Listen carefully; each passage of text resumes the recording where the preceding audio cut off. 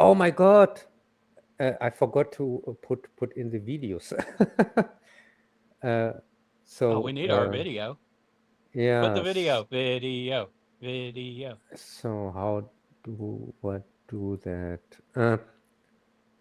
Video data. So I'm going to upload a video.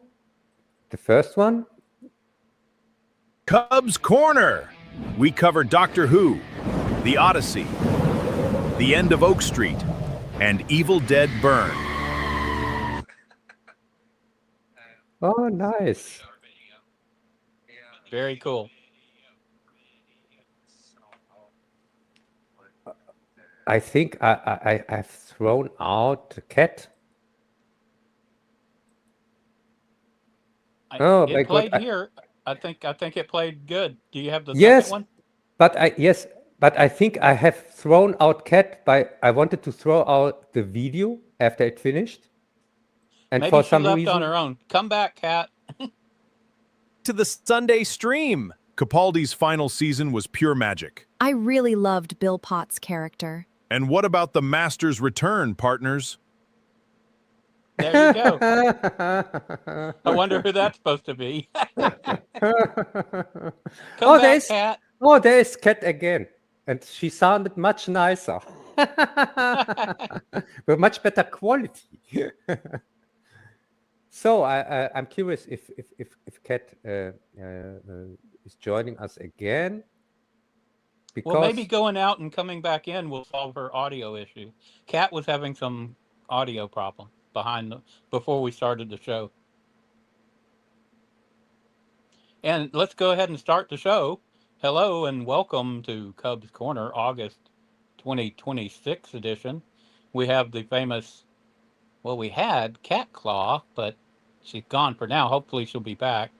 And of course, Cub of the Lone Wolf Cub, also known as Moon Cub and Cub the Merciless on the various AI generated videos I'm creating over on Euler Greg channel, which if you're a fan of Cub, you probably would like them. so so there is Cat Hey, again. there's Cat. Hi. Can you hear me any better? I can. Okay, good. So now I know how it works with putting in videos. For next time, we can do it a little bit better. Have you seen the videos, Kat?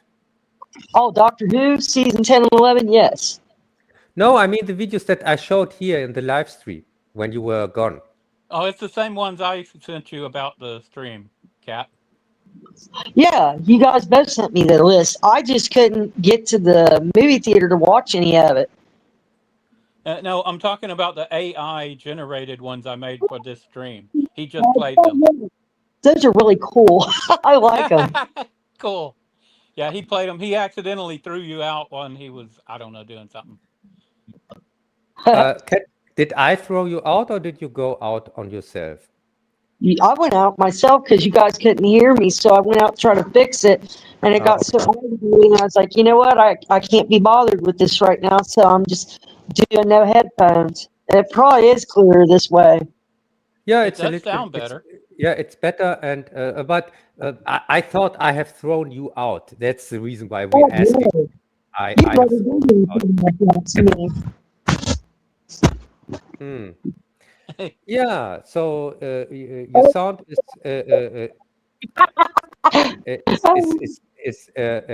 is resembles as Basil is with us when we hear your awful sound.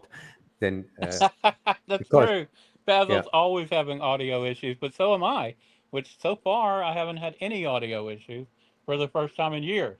So that's something. That's good. Yes. That's really strange. Yeah, so I would say, yeah, let's start with the program. Greg? Well, I started it already, but we'll start it again. Hello and welcome to Cubs Corner August 26th edition. It's a hot month in Houston, and we have a hot bunch of movies and Doctor Who season 10 and 11. We're finally going to get to talk about Doctor Who with Kat, so that's cool. We've been Yeah. waiting forever to talk about some of these things, and I was able to watch all 52 episodes. So I've seen all of these things. That's something. I was able to watch a couple of the movies. I went to the movies. The other two, I was only able to watch like 10 minutes here and 5 minutes there, and the site I was using kept malfunctioning and throwing me out, and so I was able to watch enough of it to have something to say about all of them. Yeah, and Greg, you should tell the people if that they should always take a look at my descriptions when they can, because Yeah. this time, for example, they can see which episodes we are talking about, and there's also a little description for the episode itself for every episode. That's true. So And that- normally Cub does all that in German, but for apparently this one time, he's done some of it in English. So that's all. Maybe he'll do it again next time. Maybe not. Yeah, for some reason, Kat went out of the stream, but now I think she's back. Yeah, I accidentally bumped the button. There you go. Yeah, okay. So I would say then we start directly with the movies. Yeah, Greg, let's start with the movies. it's your program. So what's next? Okay, so do you want to start with the Odyssey? I would say let's start with the not so important stuff. We get it fast out of the way. What do you think? Because we have two big ones, OdysShe and SpiderBoy, which we are probably going to talk a little bit longer about. And for me, the other stuff is kind of not so important. I would really like to start with Minions and Evil Dead Burn. I would say let's start with Minions. Has anybody seen it besides me? It wasn't even on my list. It was in the moon. Greg, You didn't put it it on was the list. even on the thumbnail. It was on the supposed thumbnail, to be, but it wasn't on the list. I didn't know why you put it on the thumbnail when it wasn't on the list. It's in the description. The description is the same Well, thing that that may be, but it wasn't on the list you sent me or Kat. don't. Yes, it Or was. Bell. He Uh, put Kat. names on mine. Oh well, there you go, and not on mine. Yeah. So, Kat, have you seen the Minions? No, I didn't get to go to the theater to see any of these, unfortunately.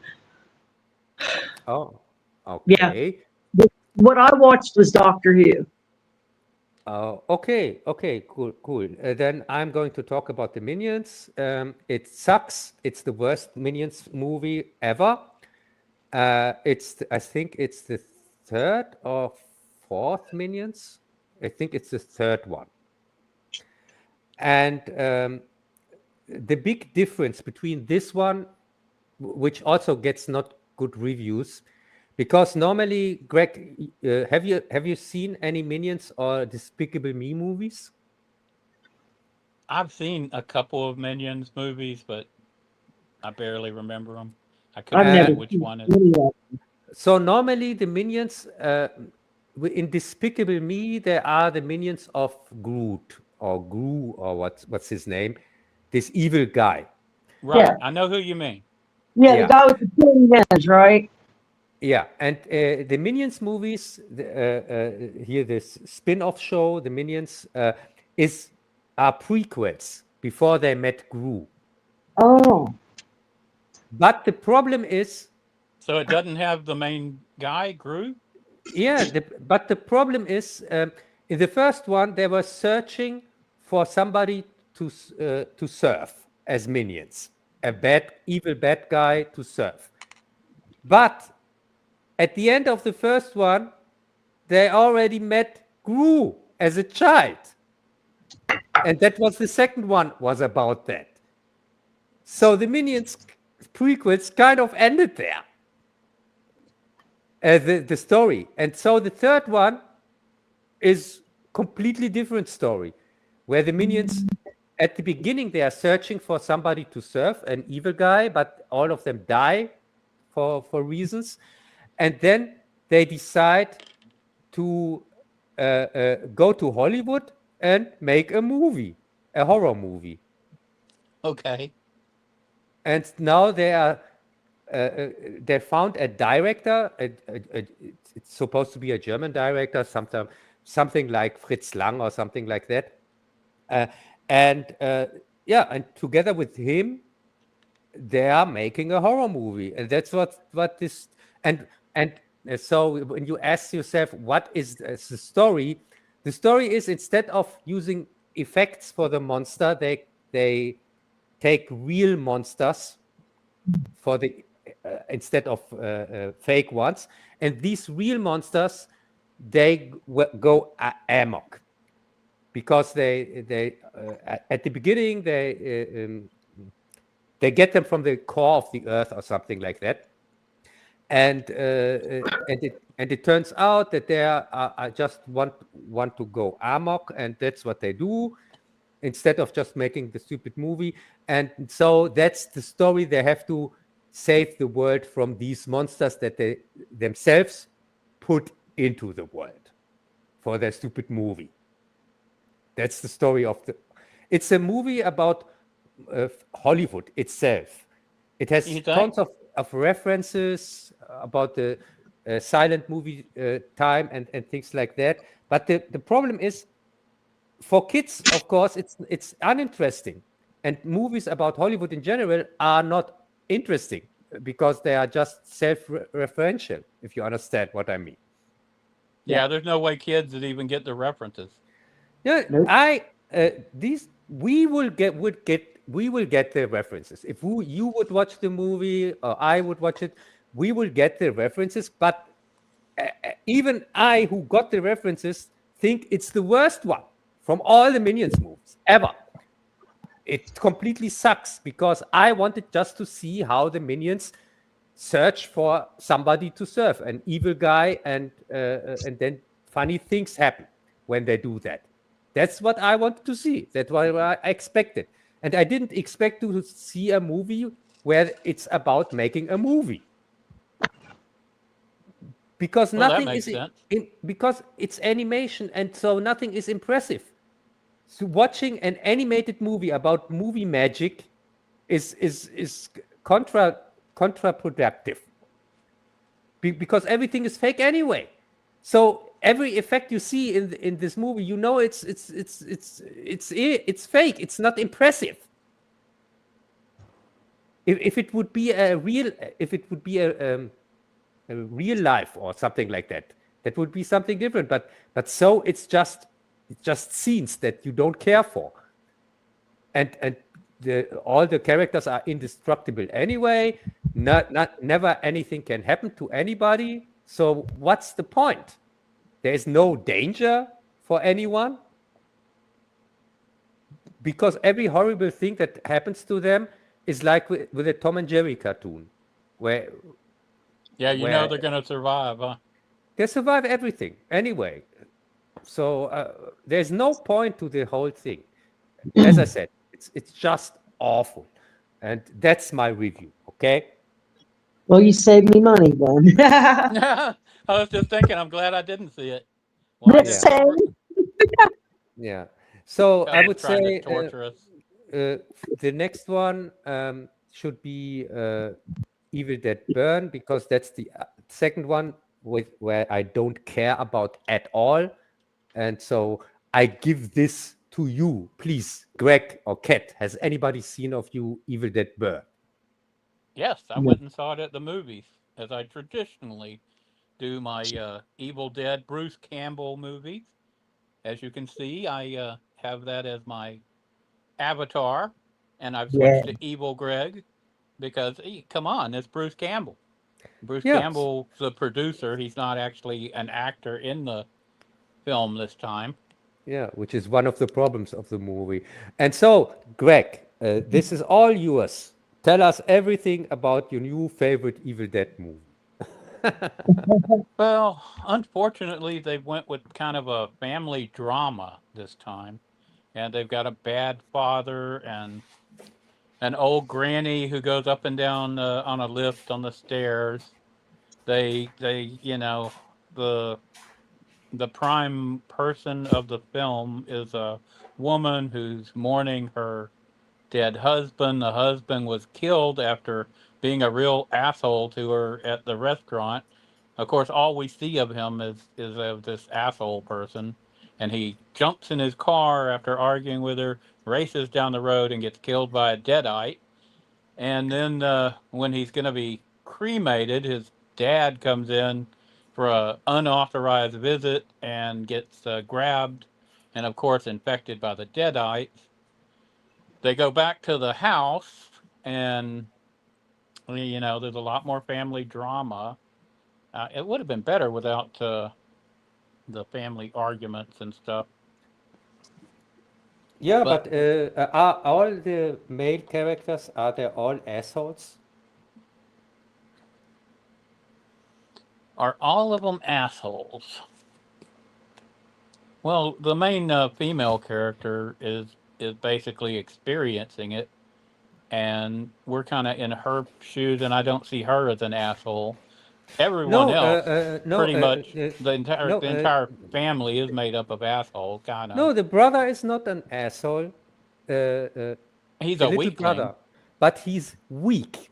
Yeah, So- very weak, so very beta.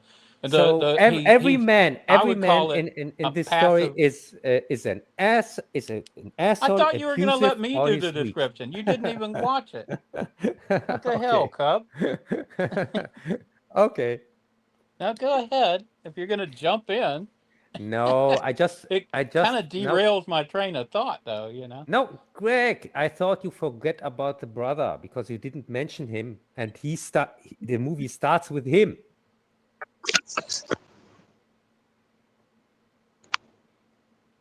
Greg? Yeah, I'm here. Yeah. No, because the movie starts with him, and where he is the one that is reading in the book. Oh, he's Book so of the Dead. wimpy. He holds the gun up to him and doesn't fire. He ends up getting his wife murdered by his stupidity. They jump in the car with this father who's obviously, you know, like a zombie or something, and they think they're going to race off to do something good. Now, at every turn, you know, the males, as usual, are either total assholes, like the guy at the beginning who argues at the restaurant and gets killed. Their father, who's like a total jerk and asshole, well before he's a deadite. This brother who Cub likes and thinks, oh, he's a good guy. That's what you said. Oh, he was such a good guy, and I liked him. And no, he's a wimp. He's a passive aggressive asshole, Cub. That's how I would, you know, everything he said and did was in an asshole narrative. As usual, the writers don't know how to write men unless they're in those categories. So I liked the special effects were okay. This stupid arguments among family is lame, and we're starting to see that more in movies. I saw this a lot back in the 70s. Do you remember that, where they had these, I guess divorce had become more common, and so they worked it into all the movies and Yeah. television shows, and man, it got old. And now we're starting to see that again for some reason. Yes. But this is a classic example of a bad script. You know, we had good special effects and a bad script because the writers are probably very bad.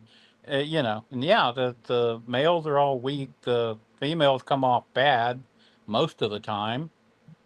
Yeah. Because Did of you the even writing, you know? did you even think this is a real Evil Dead movie? No, it's hard to even put it. They dropped the ball. Even the last one was a lot better than this. This was Evil Dead goes to couples therapy or something. Yes, and also it was Evil Dead Terminator at the end, or not? Yeah, I guess. I didn't think of that. Because why no, would you? no, she goes to a place here, to a machinery place, like in Terminator, like Yeah. Sarah Connor did in Terminator. She went Yeah. to a park here, a fabric, or what you call it in English, and there were heavy machinery, like in Terminator, which she used against the guy that was following her and burnt up like the T1, like the T1000, no, like the T800 in Terminator 1. You had exactly the same final, like a Terminator.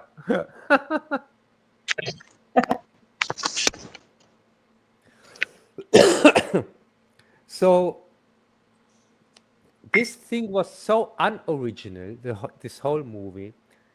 There was nobody really to root for. Everybody was an asshole, or you Yeah. didn't care for him. And especially the woman, I didn't care for her at all because they gave me no reason to do so. Because you Well, can't she have, was the least unlikable. I mean, she was trying yes, to deal with all these terrible in-laws who were all jerks. yeah, but So I don't, I'm not, she was constantly battling the Deadites. yeah, but And to she care wasn't for a character, shouldn't you at she least? wasn't the central character like Ash or like we always have that you root for. She wasn't the survivalist. What they had here was people who made stupid decisions constantly, and they would get themselves killed. Sorry. Yes, but Greg, this is a special Evil Dead movie. It was a hyper fragile archetype, But Greg, versus the Ash type would be the survivalist type. but They make illogical choice in service of the plot to yeah, but Greg, didn't you read the reviews? They say this is the most brutal of all Evil Dead movies because there a dog gets killed first time in an Evil Dead movie, and a child gets killed on camera first time in an Evil Dead movie. So it's clearly the best Evil Dead movie because it's the hardest one, or not? No, I wouldn't say that at all. The plot was terrible. But The isn't that arguments really back and forth. important for an Evil Dead movie that dogs and children get killed in an Evil Dead movie? Wasn't that always the thing when we saw first time Evil Dead? We thought, but it would be so much better if a child gets killed or a dog gets killed or something like that. I think the way Evil Dead went, even in its first movie with the tree root scenes and stuff, were Yeah, far more shocking than this stuff. especially back then. Yeah, that was Yeah, freaking 1981. So I can tell you something about this Evil Dead movie. This director for me is a complete hack and a wannabe because he didn't have any original story or even an Evil Dead story to tell, but he wanted urgently that this Evil Dead is remembered, that this is written in Evil Dead history as the one where first time a dog gets killed and first time a child gets killed. Even after in the end credit scene, the child gets killed. You have seen that or not, Greg? Yeah, I saw the movie at the theater. I honestly, I didn't even remember the dog and the kid getting killed. The dog gets killed when they were sitting at the table, and he turns into a deadite dog. And Yeah, and he the was child the dog of the and Greg, father, right? yeah, and the child gets killed in the second end credit scene, in the second one, because the woman from the last Evil Dead comes back for no reason from her ashes, which shouldn't be there in the moratorium or where you have the ashes from dead people, and just turns up and kills a child for no reason. And it doesn't make any sense. Well, now we know the reason. Apparently, the director wanted that, right? Yes, he urgently wanted something special in his. He didn't care for Evil Dead as an Evil Dead story. He just wanted to put in scenes first time ever in an Evil Dead movie. And so I was wondering maybe next time when a director wants to do that, maybe we see a hardcore porn scene or something like that. And then he can say, oh, my Evil Dead is something really special because I did something that nobody before me did. Yeah, But- that's just weird. Yeah, but I don't know that's what my to say about that. yeah, that's my problem with these movies, and especially with these critics that don't see that say, oh yeah, this is a really hard entry and things like that, and they completely don't see how it's like with Star Trek: Strange New Worlds, where we had now this puppet episode and things like that. First time ever in a Star Trek series, or when they were singing and just because it's the first time in this series doesn't mean it's good. Probably they didn't do a puppet episode in Star Trek till now because it's stupid. Yeah. Yeah, I haven't seen that yet either.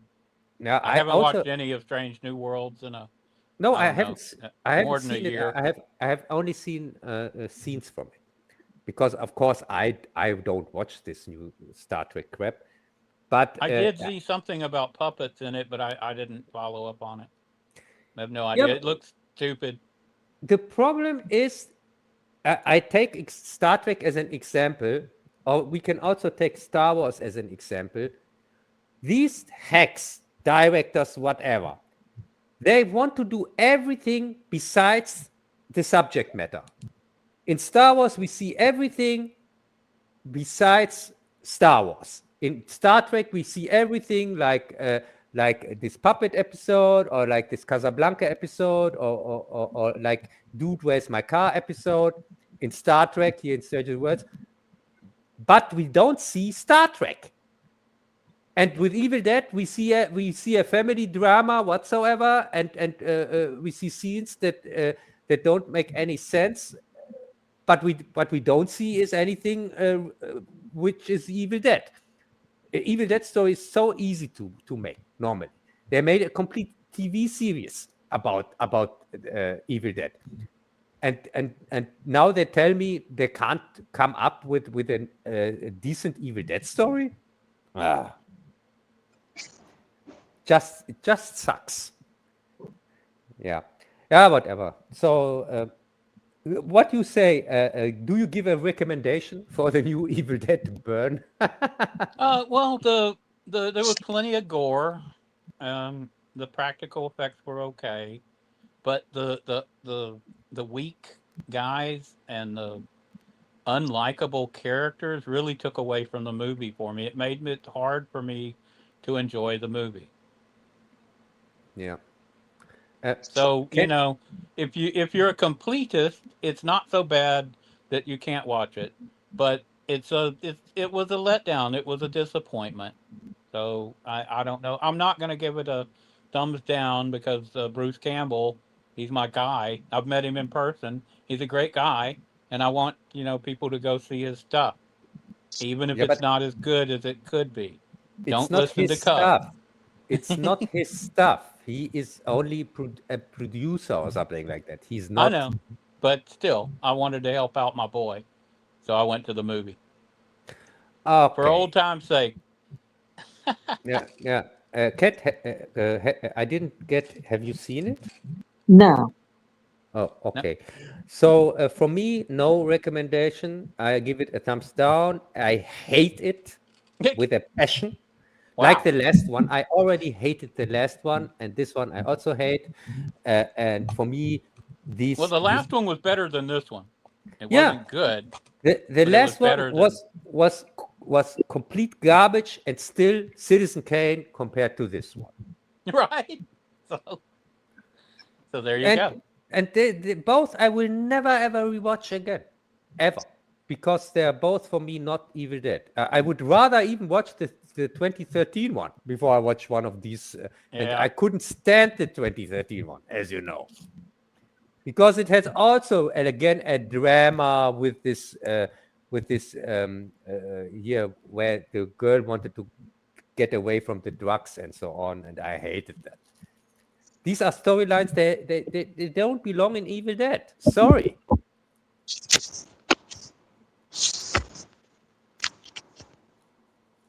Okay, so do Yeah. you want to move on to End of Oak Street?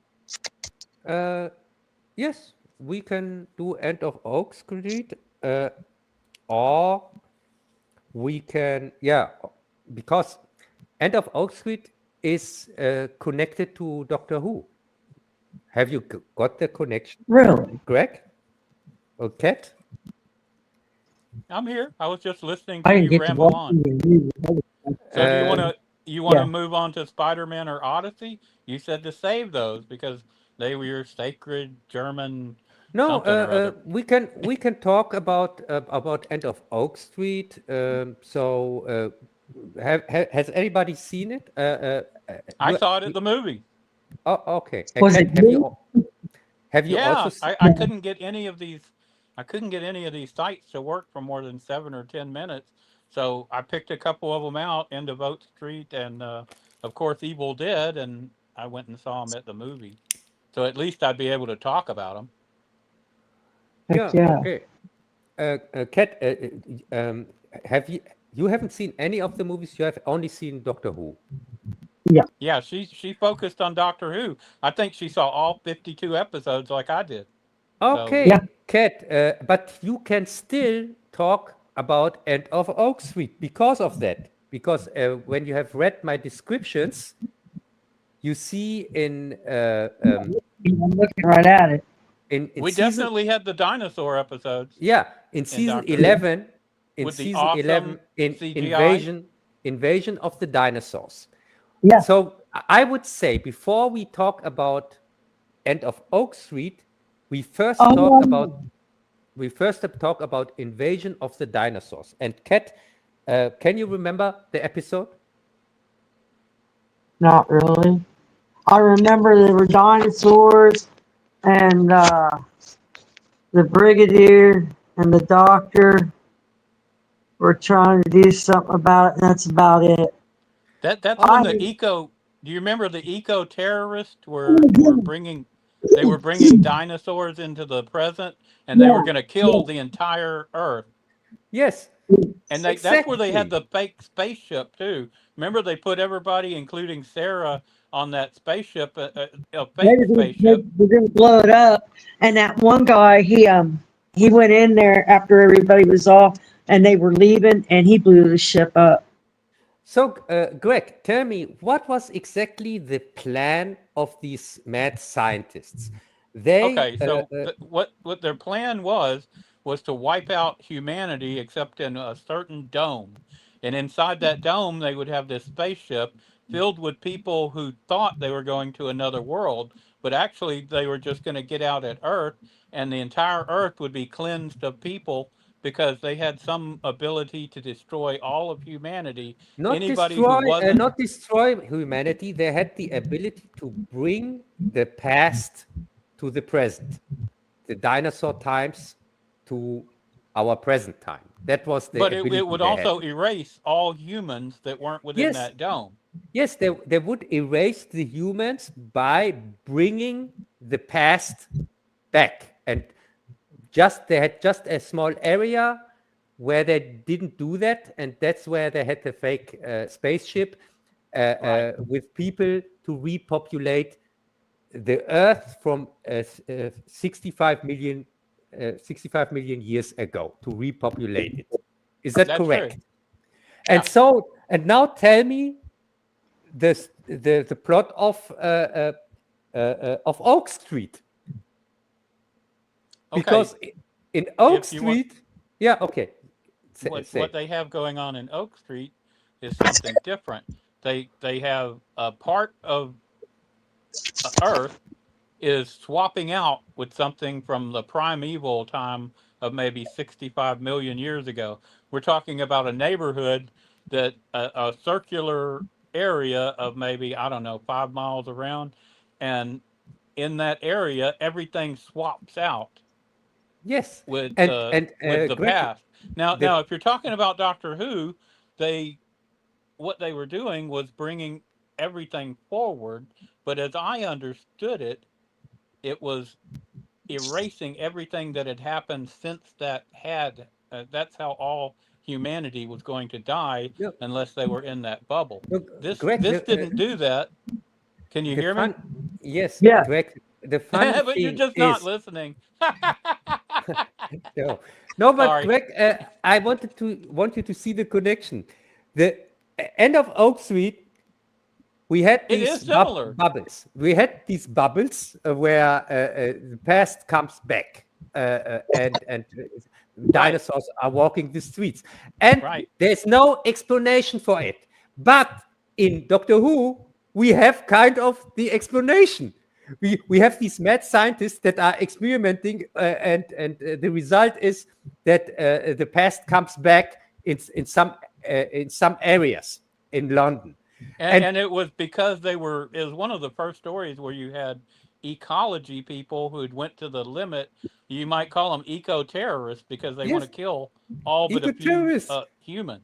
So, Greg, and now comes the really funny part. I watched this Doctor Who episode here in Invasion of the Dinosaurs right before I watched End of Oak Street, and wow. I thought End of Oak Street is the continuation of that episode, because in End of Oak Street the people don't know why these things are happening. And in Doctor Who, we get explained that there are scientists that are experimenting with that. It could easily have been, if they make a sequel, that might be how they explain it. Yes, and that's why. And we are the only channel on YouTube that brings that up, because I watched many reviews on End of Oak Street, and no review has made the connections. Not even the big Doctor Who channels, who should know, like Gary or Neurotic and so on, and S from Hero versus Babyface and whatever. They didn't make. They were just ranting about this god awful movie here on Friday Night Tides, and with 9 people who all know Doctor Who, nobody came up with this connection. And I thought, True. oh my God, I'm the only one. It's definitely a connection. It's very Because similar. of The yeah, size because of is the same. because of the crazy of these crazy incidents. Of course, it was kind of an inverse, because in Doctor Who, the entire planet is turning into the primeval, where in this, it's just that inside that circle. In Doctor Who, it's inside that circle, you're safe. In this one, inside that circle, you're in extreme danger. Yeah, So but it's the inverse. yeah, but at first they couldn't make the whole planet. They just had to make areas where they just take the area of London where they bring these dinosaurs back, and so Right, because they had to use the nuclear power plant to power the thing, Yeah. and that's the only Yeah. place they could make the dome, as I Yeah. understood it. Right? Yeah, but Greg, isn't that a crazy coincidence? Because of course, nobody knows every Doctor Who episode, and most of the time you forgot them after you have watched them. You can't remember them all, and this is just a crazy coincidence that it was directly the episode before I watched End of Oak Street. That is funny, because the same thing happened to me. It was like 2 days later that I was watching the Dinosaurs, and hey, I've just had to watch these terrible freaking Jurassic Park movies where this idiot holds his hand up and doesn't get eaten. So to me, the End of Oak Street is much better than the freaking Jurassic Park movies they've been subjecting me to. At least these were real dinosaurs who acted like dinosaurs most of the time. But it's still crap. End of WOak Street, because it's again, we are following again. Our main character is again a woman. All male characters are again unsympathetic or incompetent, especially the man of her, who should be the protector of the family, but he isn't, or not. Greg, Are you reading from my notes? Okay, let me read what I've got down here. This is part of the United States in 1982 gets swapped with a primeval forest. It got 70s style divorce bickering again. which I just had in my other movie. They start out arguing, and she goes after him over some really stupid stuff. Like he's trying to deliver pizzas to make them extra money because they're going to lose their house or something, and she's mad at him because he's not there at some neighborhood event to take care of the children like she wants, because she can work on her book, and her book is about how much she hates him, hates her life, doesn't like her kids, you know. And so and the other woman who's editing is saying, oh, it's such a great book, and it's really nice It's how she not can so let bad stuff like with my husband. She mentions that. yeah, because That right, and I'm like, this sucks. The storyline sucks. I don't want to hear all this screaming back and forth. And how I was like, my God, I just watched this in the other freaking movie at the theaters. The Evil Dead. I'm like, oh God. So okay, let's go on. The males were all either weak, stupid, or evil. I yeah. would bring your attention. Okay, we're talking this boy who's so weak. He's constantly getting picked at. He has a bow and arrow, but you've never seen a more incompetent bow and arrow guy. I mean, the arrows are wobbly. They make him do. There's one time in the movie where he shoots a snake and saves the Which day, doesn't make any sense. which You made can't 0 sense. with And this child's play. You can't hurt an animal. well, The- and the weak ass bow and arrow he had wouldn't have penetrated that snake. no, The snake no. was 50, 70 feet long, and a snake that big gonna have really thick skin, and he Yes. already showed anyway. But to go on, just as an example of the males in this movie being just ridiculously written, somehow this bully runs across him while he's looking for his dog. Of all the stupid shit to go out looking, clearly dogs and people are being eaten constantly under his window, and yet he goes out. He doesn't see the dog, so he out down the street. Why is he able to do this? Because once again, the parents are arguing with each other. Once again, she's still mad that he's been delivering pizzas. Even though they're all about to die, she still has time to bitch at him over this stupid shit. I'm like, oh my God. And they're not even watching the kids, and they're not making sure that they're safe. They don't care. They care about Yeah, arguing. and don't forget, both kids are stupid because first the kid runs, the Okay, brother they're both runs stupid, but the male after. Yeah, wait, the the brother male is runs super weak after and stupid after the and dog, totally but unlikable. but the daughter, the big sister, instead of telling the parents, oh my God, here my brother, he went out of the house, she runs also out of the house. Right? And do So they notice both that? are. Does that Yeah. stop them from arguing? It's another 10 or 15, 20 minutes, maybe hour before they stop arguing for a few minutes, and then she's like, "Oh, I'll go check on the kids." Really? And there's no kids there. They hadn't been there for an hour.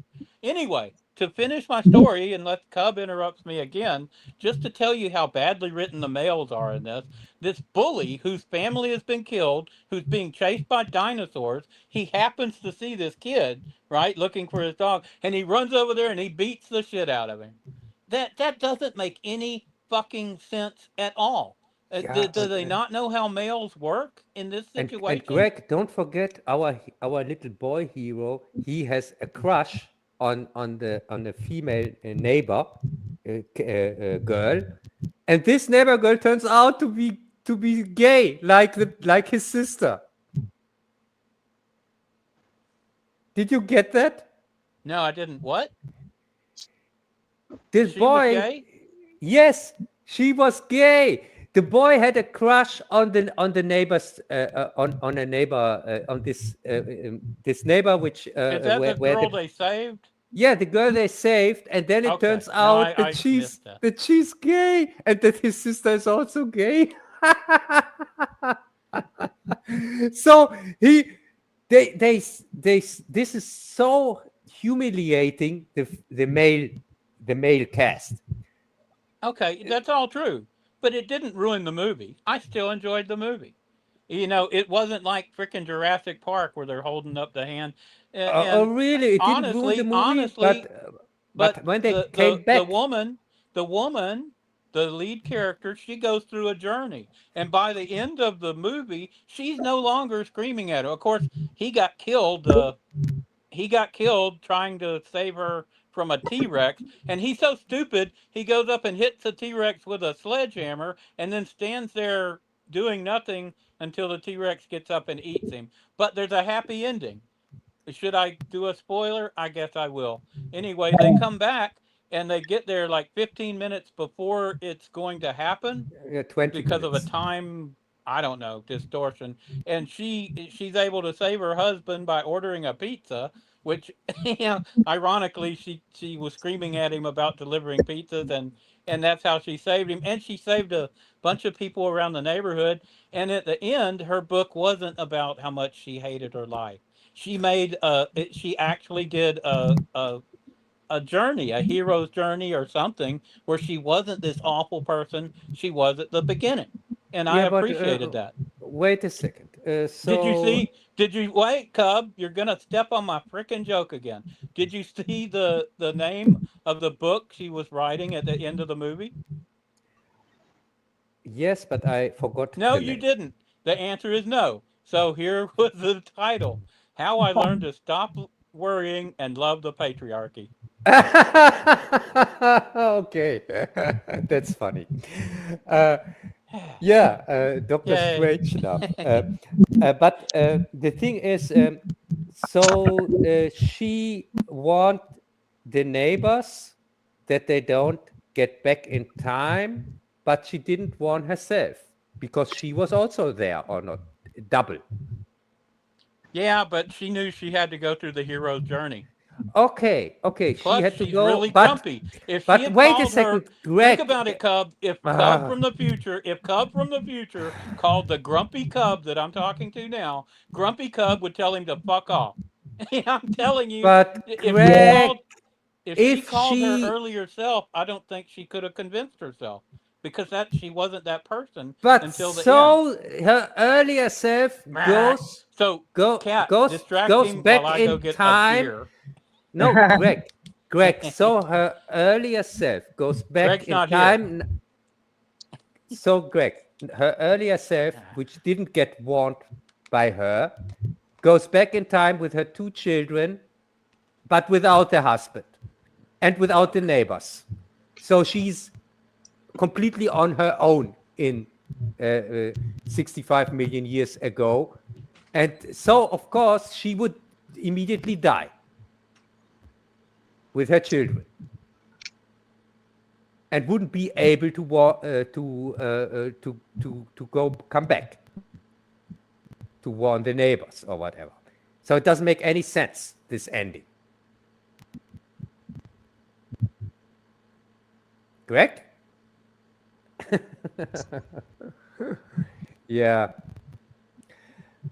I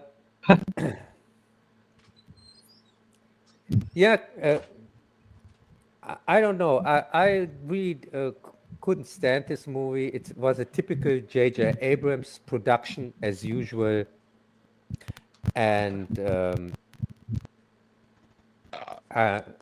Yeah. yeah. I said, yeah. Okay. Yeah, we're waiting for Greg to come back here to our discussion. I swore I heard him all around. Yeah. Greg, Okay, I'm back. Are you back? Okay. So, Greg, when she doesn't warn herself, then that means she and the 2 kids are going to go Remember, back in time. this is 1982. It could have been that one of her kids was on the phone. Did you think about that, Cub? Yeah, but then 2 of them would exist. So if she didn't warn herself, then that's true. She and her kids. I wonder if anybody came along extra and they had 2 like that. If they didn't get killed, we don't know who else. That's an interesting plot point. But the thing is, if they would, if they have warned all the neighbors, let's say they could warn all the neighbors, but only they themselves and the kids didn't get a warning, and so they go on their own back in time. But now they are on their own. There's no father to help them against the T-Rex attack, for example. There's no dog. Oh no, the dog. Or did she want the dog? I don't know.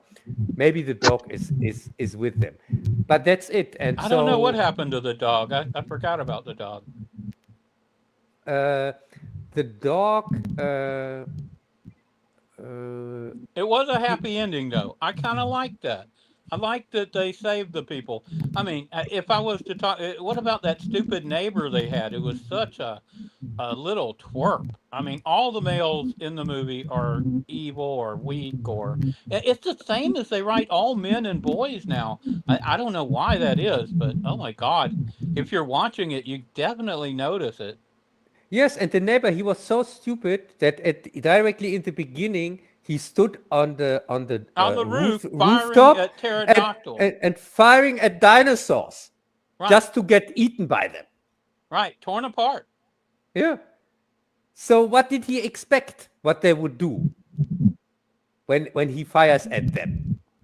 I don't know. That's what I mean. None of the males act if they have any agency like that, where okay, they're going to actually do something. They've got a gun. You notice her husband. He never has a gun in the entire deal, and everybody has. The wife, she picks up a rifle and she's perfectly willing to use it. She's competent, but he never even reaches for it. Even when she drops it, he's like afraid to touch it. And any guys who have any guns, they instantly do stupid shit and get eaten. I mean, stupid, like standing on the roof, like our neighbor did, with a pistol. A pistol has a very small amount of powder. That bullet is not going to penetrate any kind of dinosaur. I don't care. And don't forget the most memorable scene in End of WOak Street. It's the dinosaurs fucking, which we see the first time. Well, very important. So, Greg, explain well, to me. that was kind of a touching moment between her Yeah, and her husband. but Greg, really, she took a Polaroid of him standing there with his sledgehammer in front of it, and really that was the first time we'd seen any kind of connection between them as human. You know what I mean? Yeah, but Greg, So can and she was able. Well, So, I think it helped on her transition to her journey. Yeah, but Because can you she did have a explain to journey. me? She changed over the course of the movie. She was a better person Yeah, at the but end. Of course, Greg, the males were no better because they're all, terrible. Greg, can you explain to me for which audience this movie is made? Because you think this is a fun adventure that maybe kids could enjoy or not. Yeah. But Yeah, then it's a family adventure.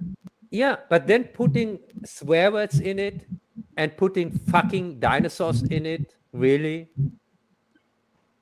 Is that something you would take your kids to? I don't know, Cub. I mean, No. kids see dogs doing that and all the time. I mean, But I is wouldn't it take them to a really- show if I knew it was a big part. is it I don't really know. necessary 5 minutes see dinosaurs fucking in this No, movie? it was different though. I mean, maybe it's like your director of The Evil Dead. Maybe he wanted to do the first dinosaur movie where they're having sex. What about Yeah, that? and this is the thing that bugs me, because this movie, I could have enjoyed it much more. Well, that if- was a heartwarming scene, Cub. Of course you're going to hate it. No, I could have enjoyed it much more if this movie knew what it wanted to be. Is it You a said fun? you hated it. You couldn't enjoy it much more. You would have found other reasons to hate it.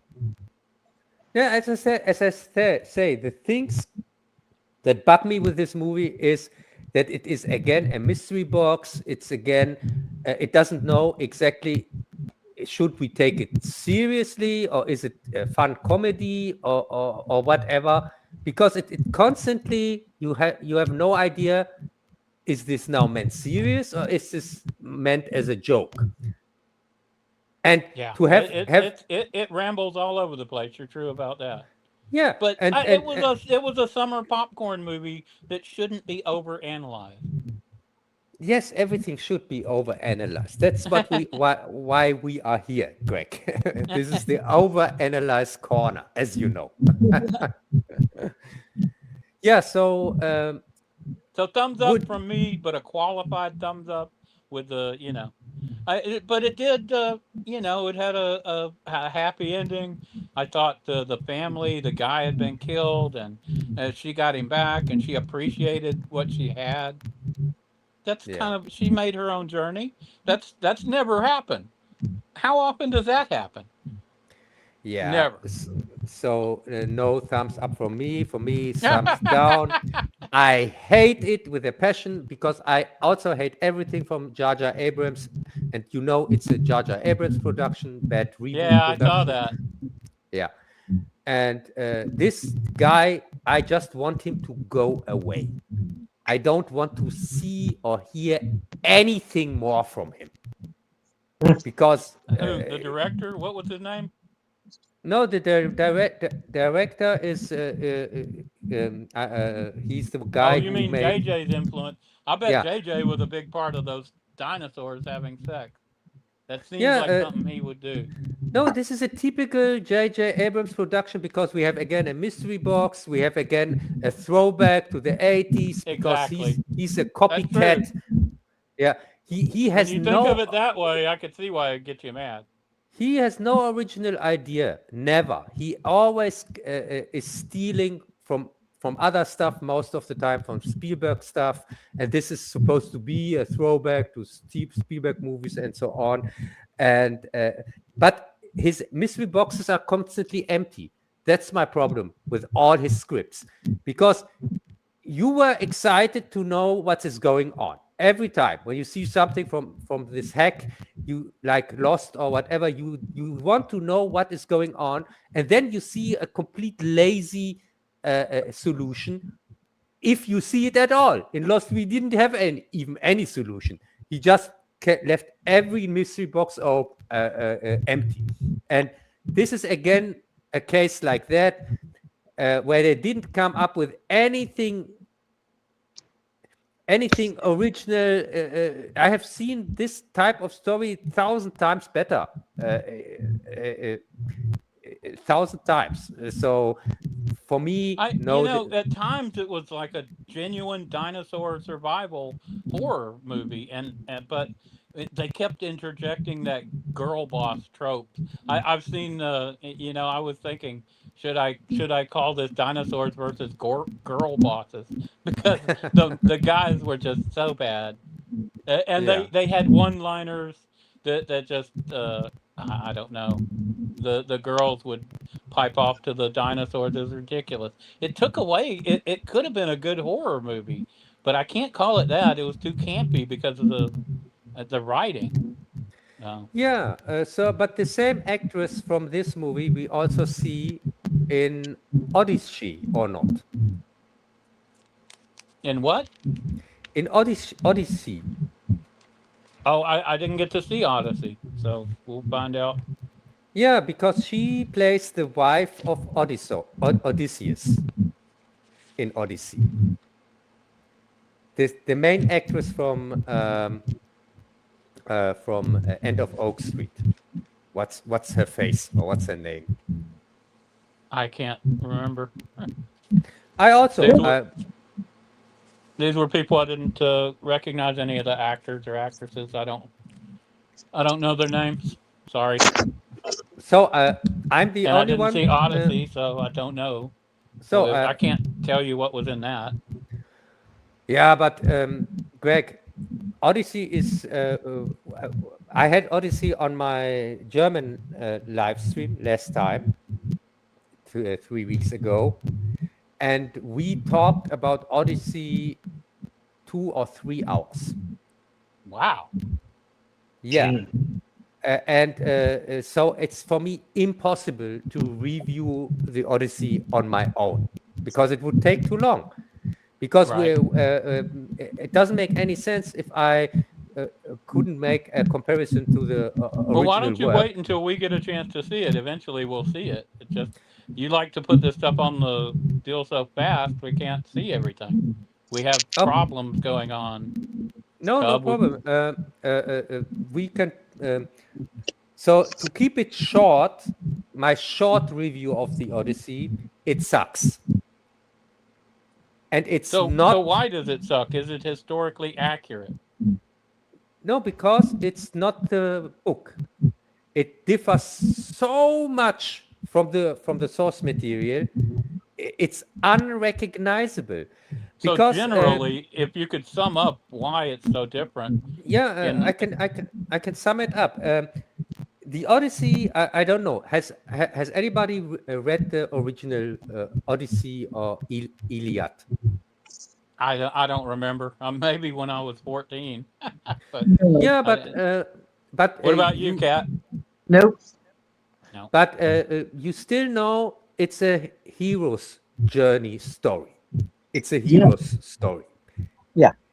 It's not a Vietnam drama story like First Blood, where somebody comes from war and is depressed and wants to kill himself and has problems with society.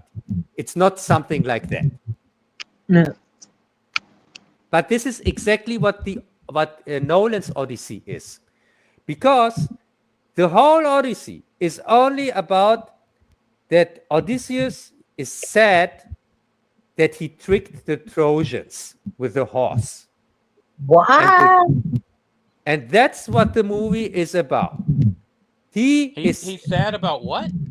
He's sad about, in the original novel here from Homer, he is a hero because after 10 years he had invented this trick with the Trojan horse, and so he was celebrated as a hero, that he saved thousands of lives, that they don't have to make war anymore because they won because of the Trojan horse.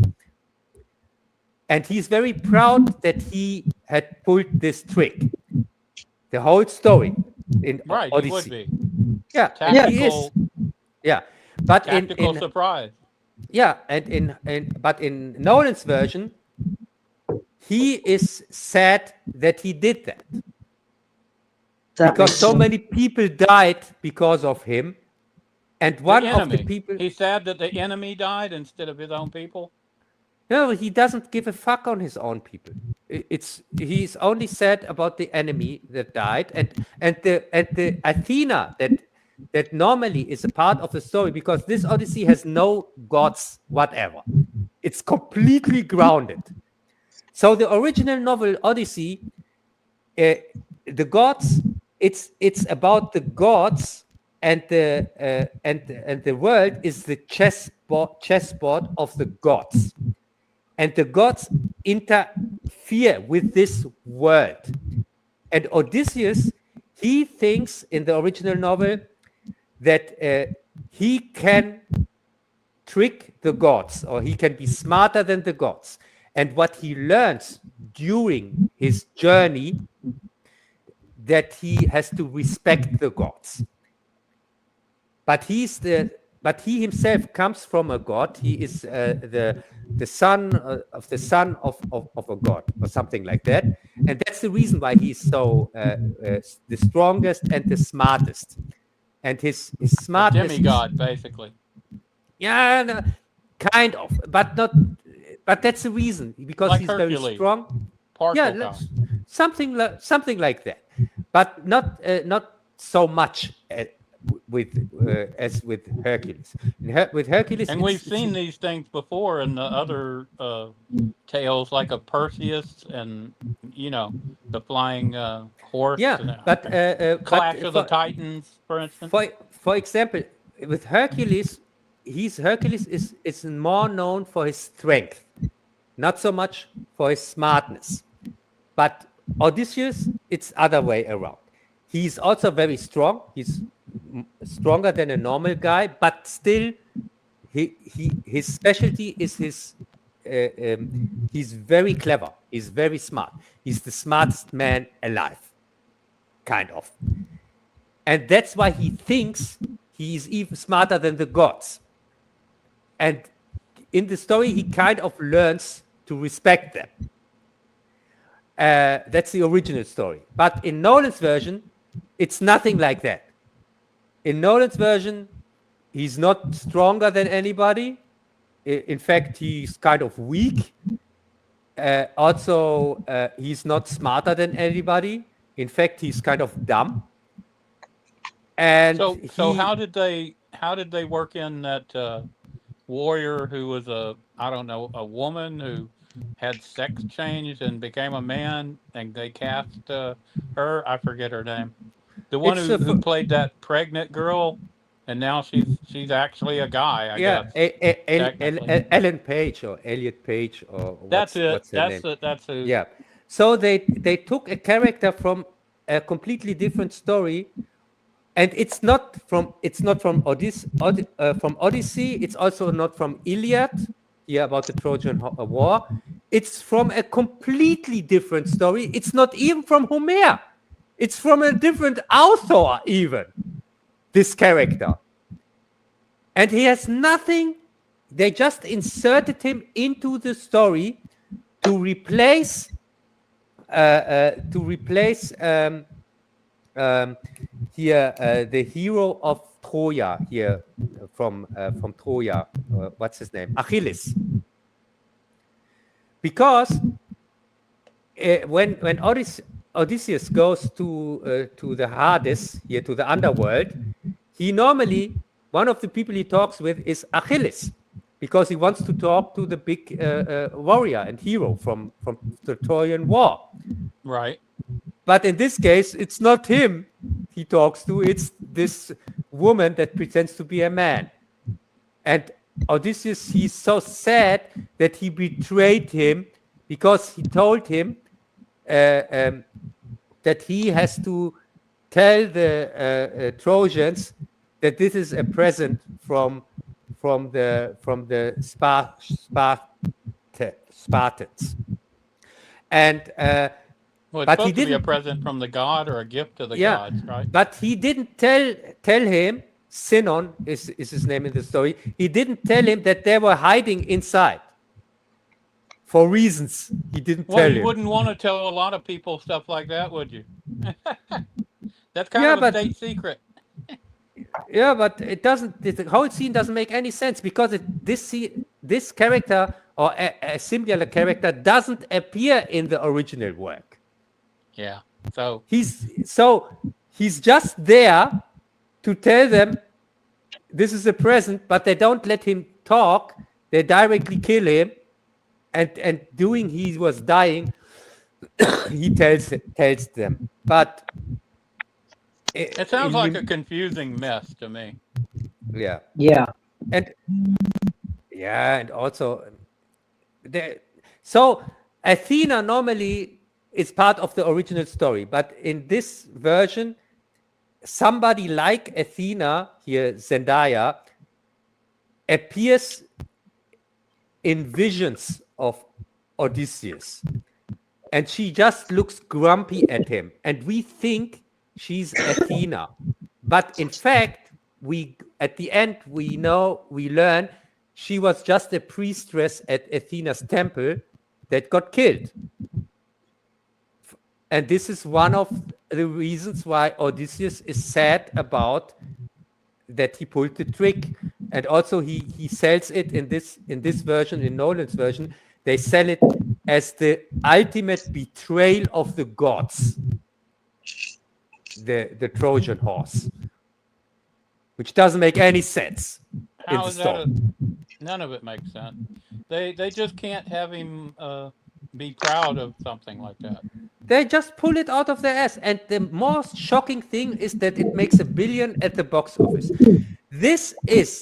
I have watched all the Odyssey adaptations because I'm a huge fan of the books, original books they're based on, and I'm a huge fan of many of the adaptations. And this from Nolan is by far the worst one, and it's the only one that I won't recommend. I would recommend any other adaptation. You can take any other one, but this one is the only one where I say, don't waste your time with it, because she has nothing to do with the original work. She completely pulls it out on the head. It sounds like he subverted it. Like they love to do. Completely. Yeah. And also casting Helena of Troy with this black woman that is ugly as fuck anyway, but also giving her 2 roles. She also plays her own sister, and now they are siblings, which doesn't make any sense, because there's one face that launched 1,000 ships. But if she has but she has a twin sister, huh? twin sister, then there are 2 faces. And of course they're black. I know the people of Greece were very upset by the casting of a black woman. Yeah, and even for a black woman, she's ugly as fuck. Anyway, she's just a 5. And you don't cast for the most beautiful woman of the on the world. You would cast a 10 at least, or not? Yeah, you got to cast a good-looking woman in a that 10. role.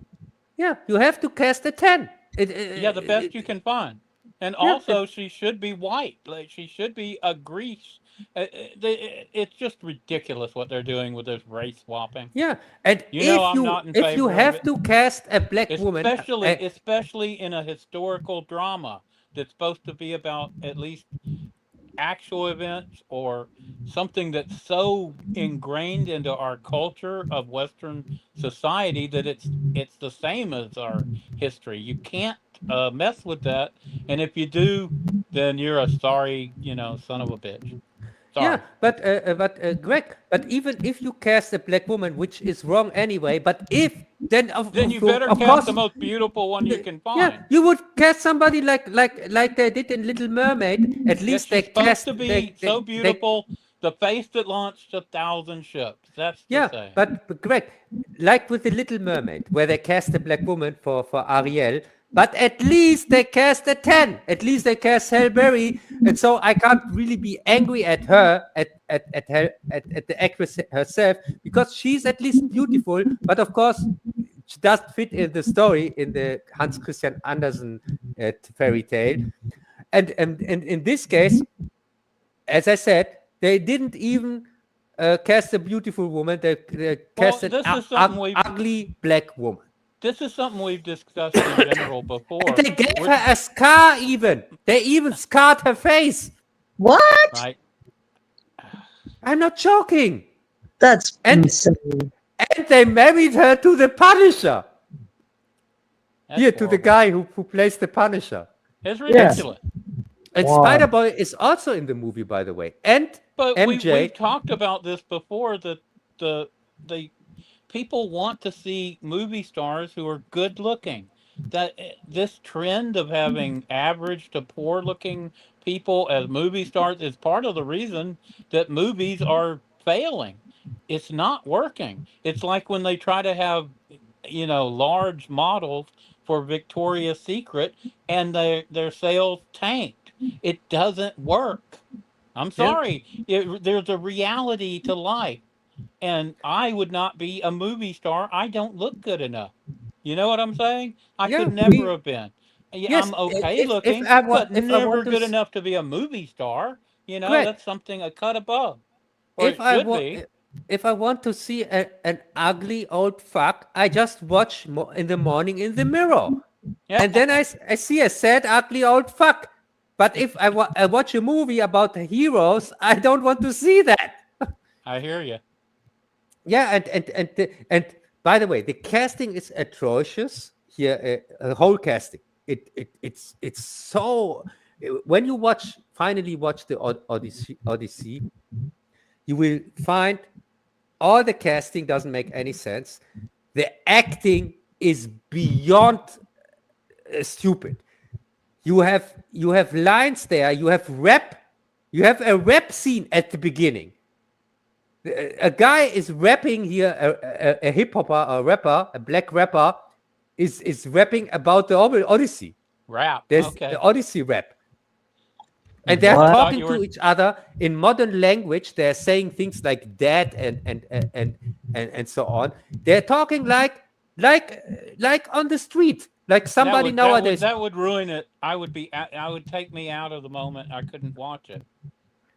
I've Stuff like heard that it destroys the illusion, especially when you're talking about a movie set thousands of years ago. Yeah, It it just is destroys 3 hours of just awfulness, and it's for me a mystery how this movie is so successful and got already to $1 billion, made already $1 billion at the box office. So, so I would say really, till next time in 2 months, you probably would have watched it. Maybe I can't recommend it, but yeah, with a great recommendation like that, we will.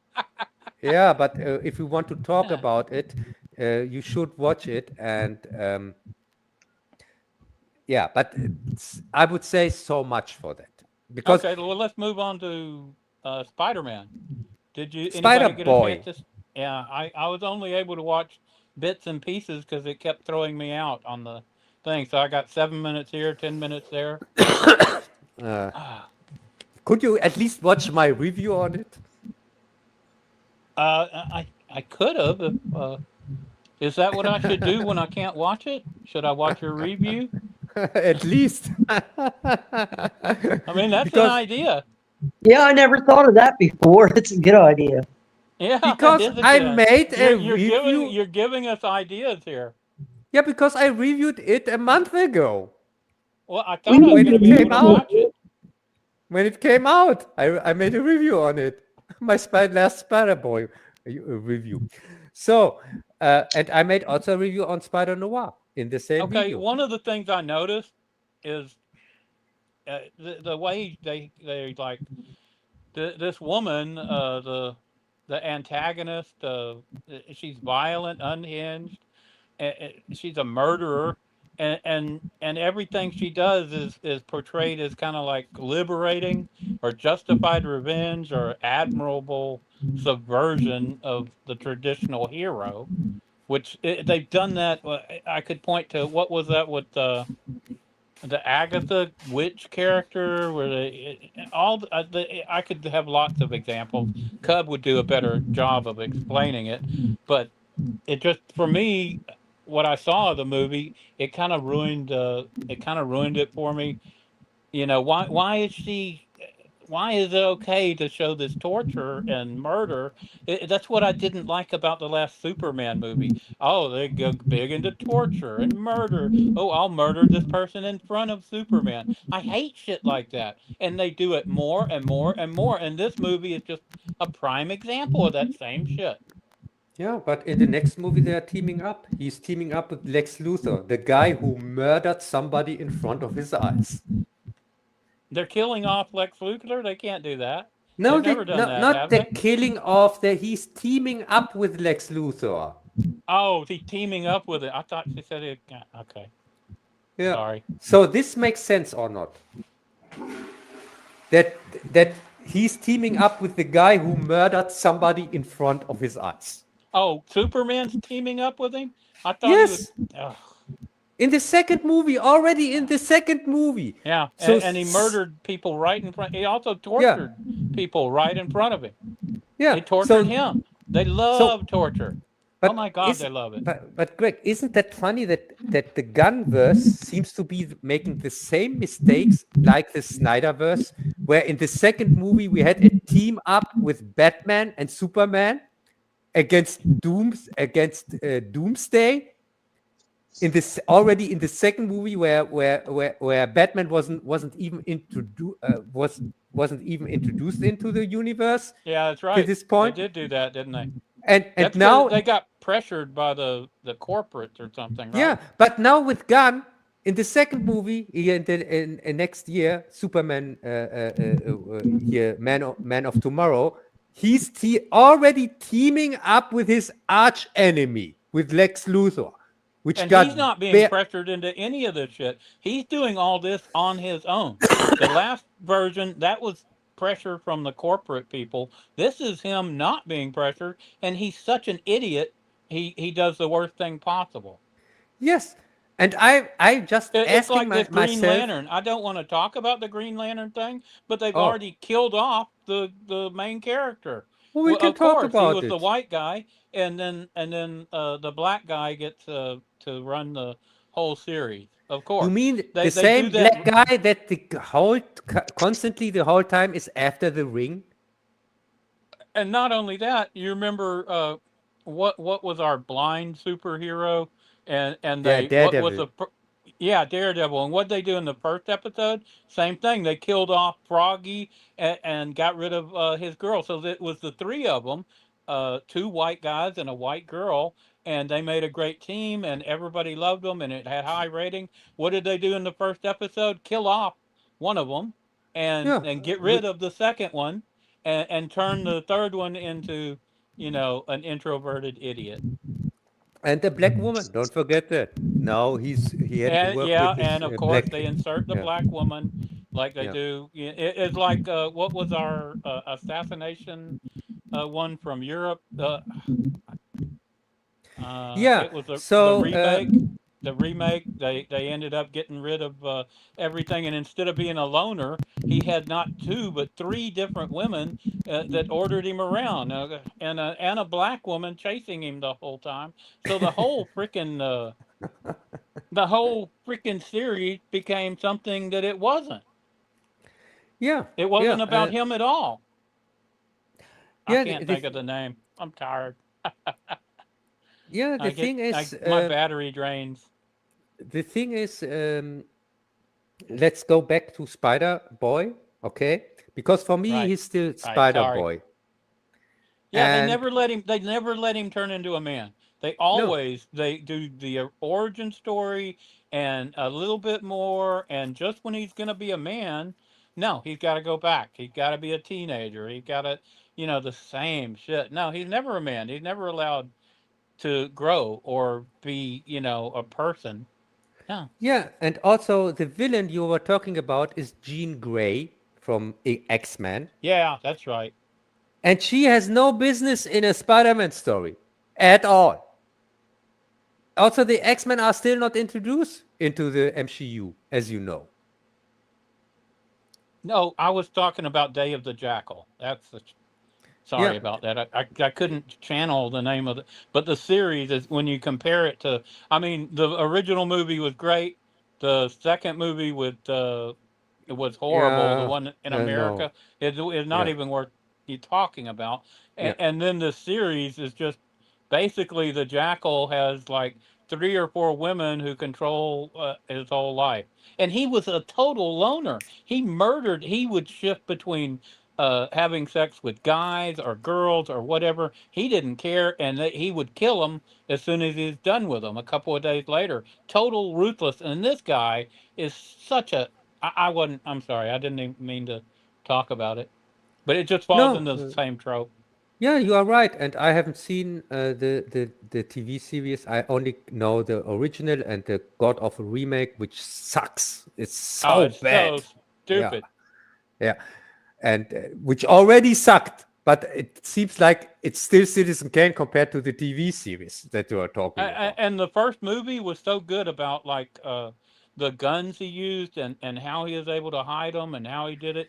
And in Yeah, this one, the gun they're trying. That's a short shot. If you know anything about guns, there's no way he could make these shots of 2 to 3 miles with these thin little break apart 22 caliber type. It just if you know anything about guns, you know how stupid what they're saying. Everything they say is just ridiculous bullshit. So yeah, and also the idea that was not he was not after the president, he was after the first lady, and a kind of well, of course. a secondary target, and to make a story about that is just such a brilliant idea in general. Back then, I thought, oh, this is so interesting. It's so unusual, because normally you would go after the president or whatever, but then Well, he was after De Gaulle in the original, and he almost got him. yeah, So you might be a little confused. yeah, I'm confusing it with the remake, because I Right, think in right, the remake exactly. he was Yeah, not the Bruce Willis thing, that was a nightmare of bad writing and terrible acting. yeah, I know, But Okay, so there- back to the Spider-Man so we can get to Doctor Who. Kat's been waiting all this time, and so have I. The thing we actually watched 52 episodes of. which were not 52 episodes, by the Yeah, way, they were. which were just 26 10. episodes. It were just 10 episodes that No, were it's 26 episodes per season. No, there were just 5 episodes per season, and the episodes themselves got splitted into 5, There were 5 segments. 4, and 6 per- segments. and each either 4 or 6 episodes made up those segments. I know, You yeah. can't So use your Jedi mind tricks on me, Cub. I can, and I'm going to. So no, but to talk a little bit more about SpiderBoy. So Jean Grey, she's introduced as a ruthless murderer. For Yeah. me, she's just a ruthless murderer, and there's Yeah. no redemption, nothing. No, But you're right about that. they play it. It as, makes me sick. It makes me kind of sick. It's like watching torture again. I hate watching that stuff. I don't want to watch her murdering and so that murdering people in front of Spider-Man to make him feel bad. It makes me feel bad. You know what I mean? But I'm like, everybody looked bad in why this am I movie. watching this stuff? Because Spider-Man looked bad that he constantly was saying, "Oh no, you didn't kill anybody," and at the end tries to prevent her killing the only bad guy, the reason for all her killing, and this is the only one she didn't kill. He gets away. That's how they do it. That's how they do it. But all the others innocents she tortured and killed, they don't count. And even They were all Spider-Man, innocents. I know. who in front of she killed somebody in front of his eyes. She let him walk into the traffic. An old guy with beard. He walks into traffic and gets hit by a taxi and flies through the air. It's always males that she targets and kills like that. Yeah, and flies They through wouldn't the do air. that to a woman. And this scene, because people might actually sympathize with them. But I guess even though the guys are totally innocent, we're supposed to like, oh well, that's a good thing. I don't see how it is. I don't understand. but the it. problem I don't with understand it. I really don't. But the problem with these scenes that no other reviewer seems to get when he talks about the stupid Spider-Boy movie and praises it. The problem is also that not just Jean Grey looks bad in it. Spider-Boy and Punisher, they also look bad in it. Because Spider-Boy doesn't save him. The guy, he knows that the guy is possessed by his enemy. He doesn't know it's Jean Grey. He just knows there's somebody possessing people. And he sees that this woman that possesses people walks this guy into the traffic, and Spider-Man could have saved him easily from the taxi. And why didn't he? I don't didn't know. get to see all of it. I don't know. No explanation, right? No Why explanation. not just shoot a web over there and pull him to safety? Why Yes, not, Cub? and also this movie rips off constantly is ripping off the Raimi Spider-Man.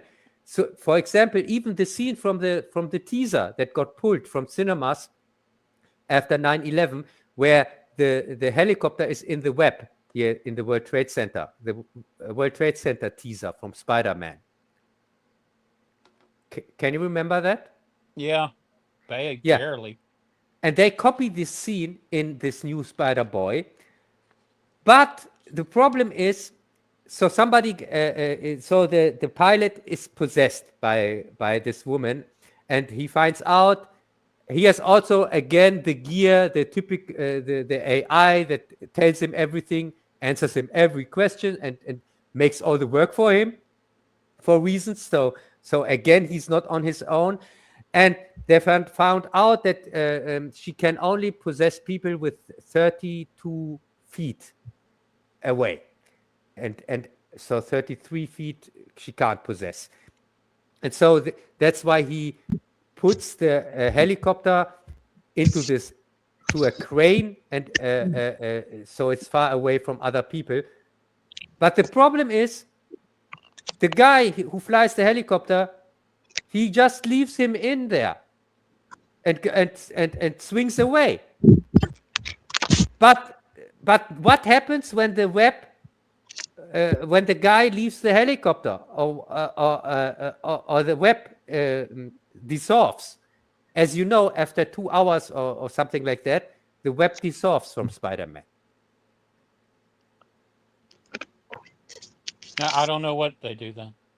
I didn't get to see all of the movie. No, so you have to just think about it. There's a helicopter up in the sky, webbed in the sky, and inside is a pilot, a helicopter pilot. And this poor guy now wakes up after the possession in a helicopter that is in the sky, webbed in the sky, at a crane. So if he tries to leave the helicopter, he falls into his death. And if he doesn't leave the helicopter falls into his death after the web dissolves after 2 hours. So another murder. Yeah, right. Not prevented from SpiderBoy. And there are countless in this movie. Countless. Hey, you know something? If you work offshore, you have to take helicopter survival. You know what they do? They put you in the skeleton of a helicopter and they flip it over backwards into a giant swimming pool. And you got to unbuckle and get out within like 10 seconds or you fail. Yeah, but at least you have the chance to get out. This poor guy in the sky has no chance. He's dead, probably.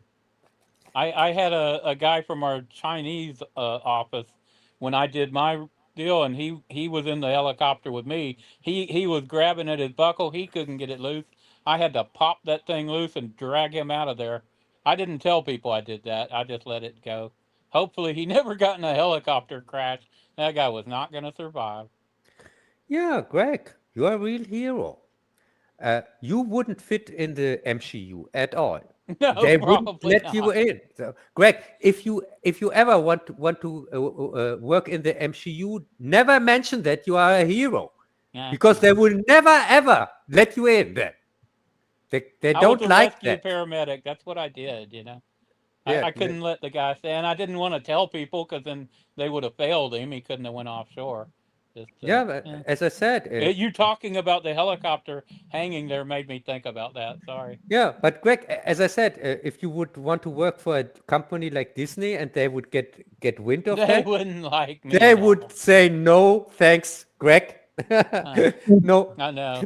Mr. Greg, we don't need your kind. We don't need here. So overall, what did you think of the movie? It's the worst Spider-Man movie ever.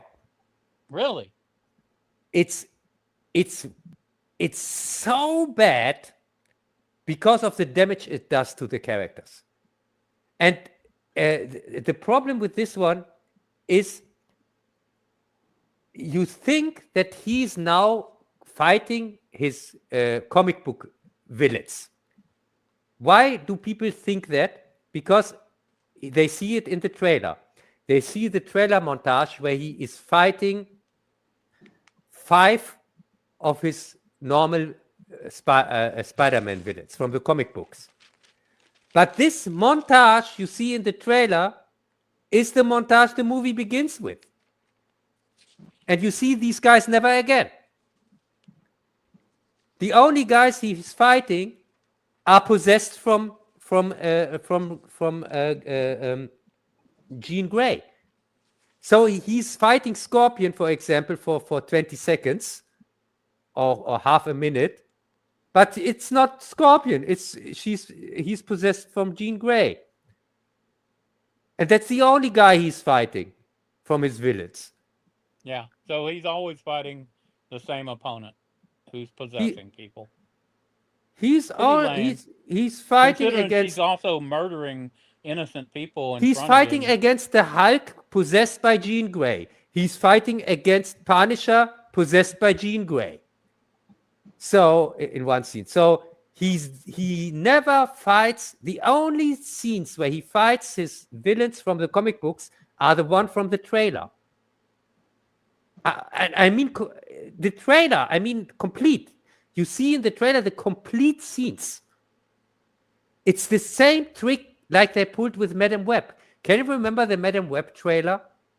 Yeah, Where I you do. saw, in the trailer, you saw the 4 women as spider women, whatever. Right. You and saw then, them. and then if you watch the movie, there was less than 10 seconds of that in a It's dream exactly sequence. the scene from the trailer. It's just a dream scene. That It's was just a a total vision scene. misuse of those women. I mean, And they were and they again pulled written exactly terribly. the same trick with this trailer for SpiderBoy.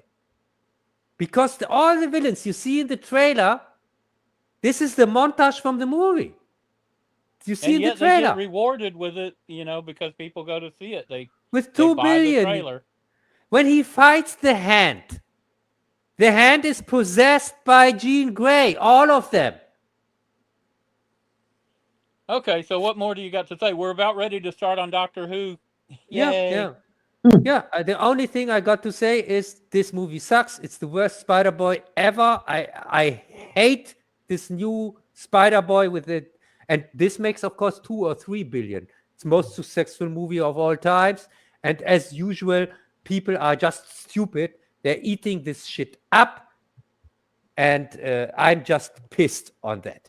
Because 2 of my favorite stories, like OdysShe and Spider-Man, are completely mutilated on screen, and everybody seems to like it. And I seem to be the only one that hates it, as usual. Yeah, you're not the only one, but you're the loudest voice. And so, Yeah. Okay. moving on to Doctor Who season 10, finally we get to review Doctor Who with Kat, and she's been trying. We haven't been able to do much with her because of all the stuff that's went on this year. What a crazy year for her, and for us as well. I've had a lot of stuff going on. And Cub, who knows the hell? Cub's on the moon playing golf with Godzilla. That's Yeah, as usual. And by the way, Greg, I wanted to tell you about your videos. You need one of the storylines should be how Cap tries to get his hair back. Because you made me completely bald. And I hate that. What? How Cub needs to get what back? His hair back. Oh, You need a storyline where Cap tries to find where he finds a substance, serum, whatever, or a scientist who tries to get his hair back. there are several videos where the AI gives you hair, so that'll make you happy. No, no, Greg. Oh, you wanted it as part of the storyline? You established me as a bald guy, and now I'm telling you I want a story where I try to get my hair back. Okay. I was going for like Invasion of the Astro Zombies or something. You remember that? The Japanese version with Godzilla, and the aliens all had like these sunglasses and bald heads, and they had the similar jackets. That's what I kind of took the Greg, idea from. Greg, Greg, it doesn't have to be successful. I just would would like sometimes when you think it's a good idea, I would like that as a storyline or as a side gag or All something right. like that. I do take suggestions. I will do something with that. Yeah. Because Okay. it would make sense in the character. It would fit to the character. That's true. And the character has to fit kind of what you would do. I try to be true to the person that I'm making the character Yes, about. and if I would have the opportunity of all this sciencey stuff, the first thing I would try to find is a cure for my baldness. I don't blame Most you. important thing ever. Who cares about cancer or something like that? We need the important stuff here. Yeah. List of priorities. First, cure baldness. Second, take over the world. third beat Godzilla at golf. Yeah, exactly.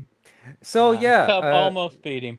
Unfortunately, Godzilla has a way of thumping his tail right when Cub's putting. I'm sure it's just coincidence. so season 10 of Doctor Who, I would say Right. let's give it to Kat because she couldn't say much this time. I liked it.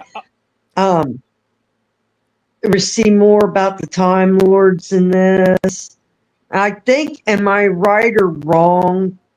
I can't quite remember.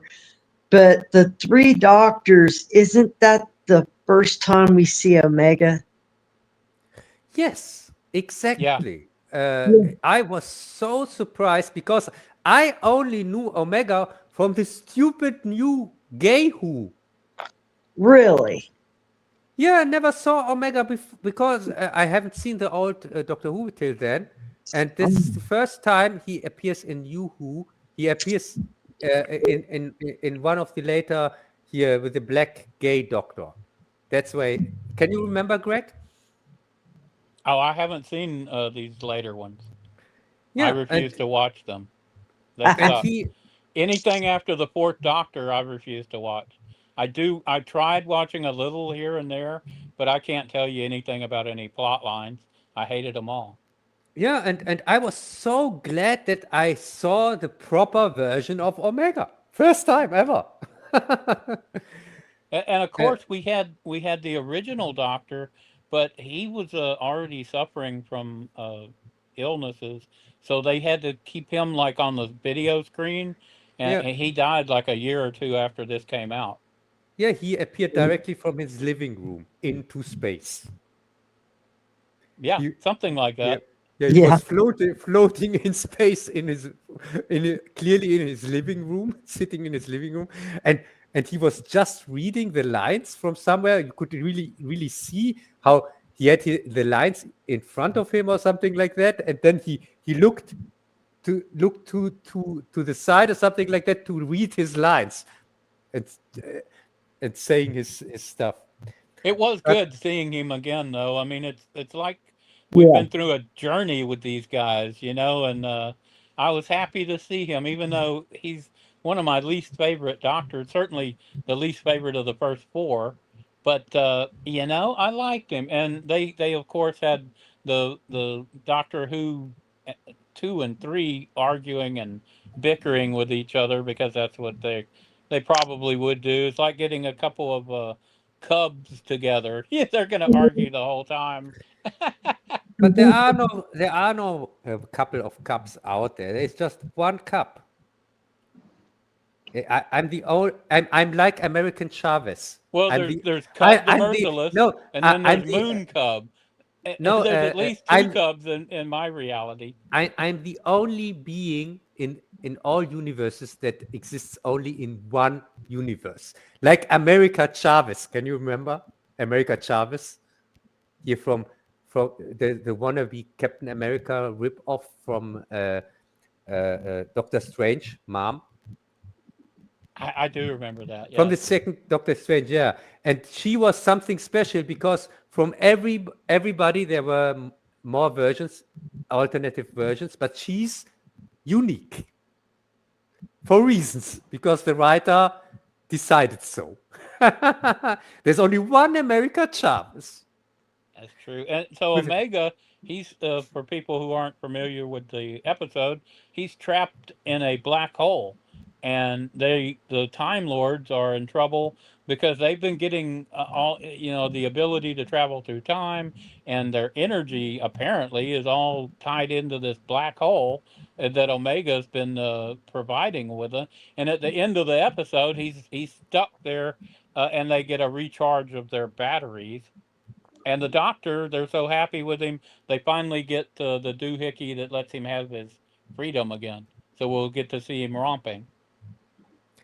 Yeah, and do you know what kind of reminded me this episode of?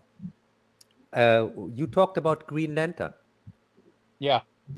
and for me, this Omega character reminds me a little bit of a rogue Green Lantern that becomes evil, like Sinistro, I think, here the yellow one.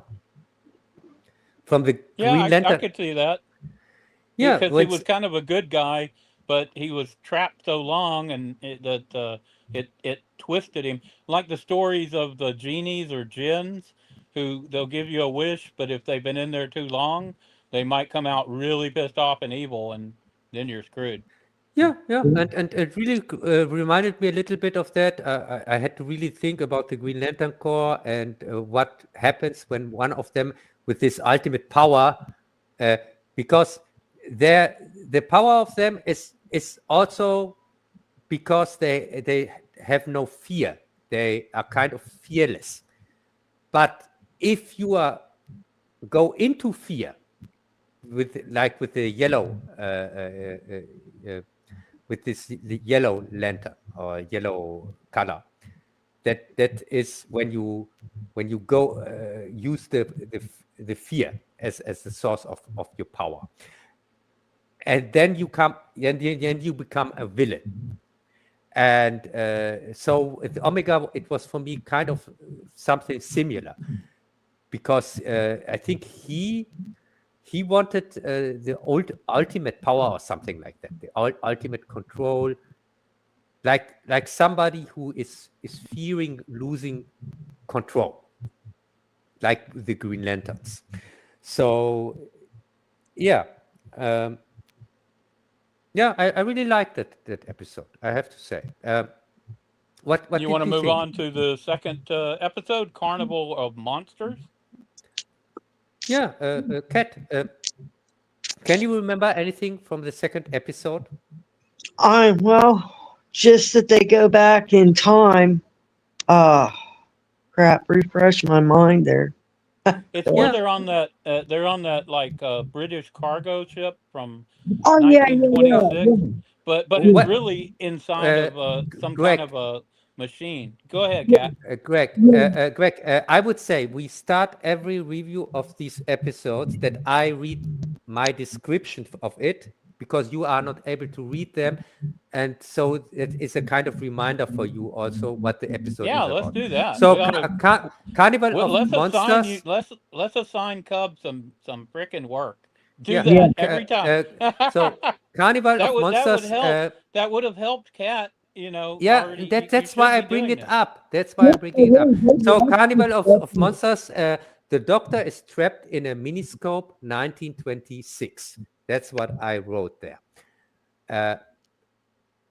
Yeah, I'm looking at it. Yeah. And okay. So the next time I That's all start you with wrote? that. I was That's- waiting for this great, writing. The Cub has provided a great description, and you give us like 6 words. Good job, Cub. Yeah, but it's all that is necessary. It's just a reminder. It's just that people that you Uh-huh. get It because sounds like you were being lazy. That's all I'm saying.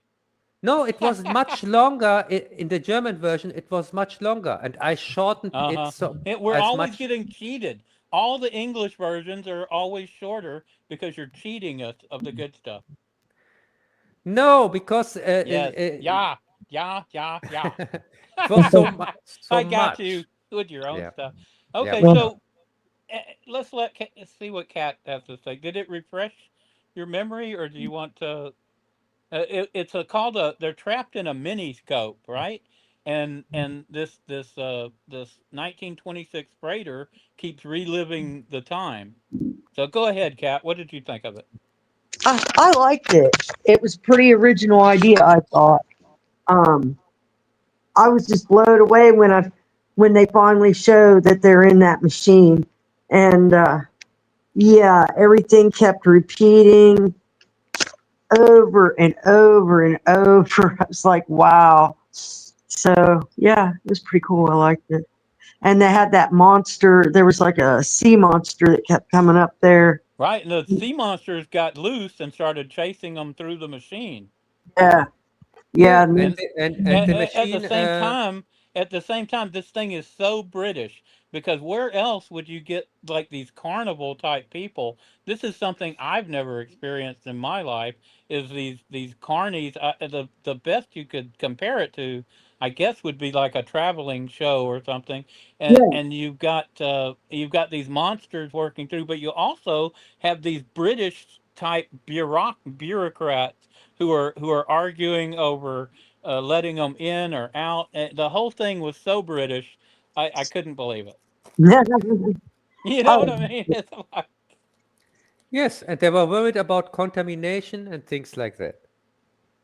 yeah. They kept trying to blow it up and destroy it, and they they were also trying to like take over part of their government and blame these creatures and so they had a bunch of stuff going on. But Yeah. what got me, what I didn't expect, was how the people running the Miniscope, they ended up being the good guys. They saved the day. They stopped the bad aliens from taking over the planet, and they stopped these creatures from going out and destroying who knows how many people, because this was a very peaceful society, and they had sabotaged their gun. So the guy just fixed it, grabbed the thing, slammed it home, and blasted the aliens. And he's like, "Oh, there you go," and he helped Doctor Who get saved as well. yeah. Yeah. Yeah. Yeah. As I said, I also liked it. I thought it was a very unique idea. And yeah, I would say the next one is a Frontier in space. two-part. Okay, I want to hear this. Let's have the description. So the next one is a two-part. Frontier in Space, the Master wants in the 26th century a war between humans and Drakoniens. So in the next one, Planet of the Daleks, so the Daleks can take over because these two episodes belong together. Yeah. Yeah. Okay, So that, but you didn't mention like the Draconians. There's fake attacks. It's not really the Draconians, and it's not really the Earth people fighting each other. It's all the work of you know who, the the Master, yeah. Master.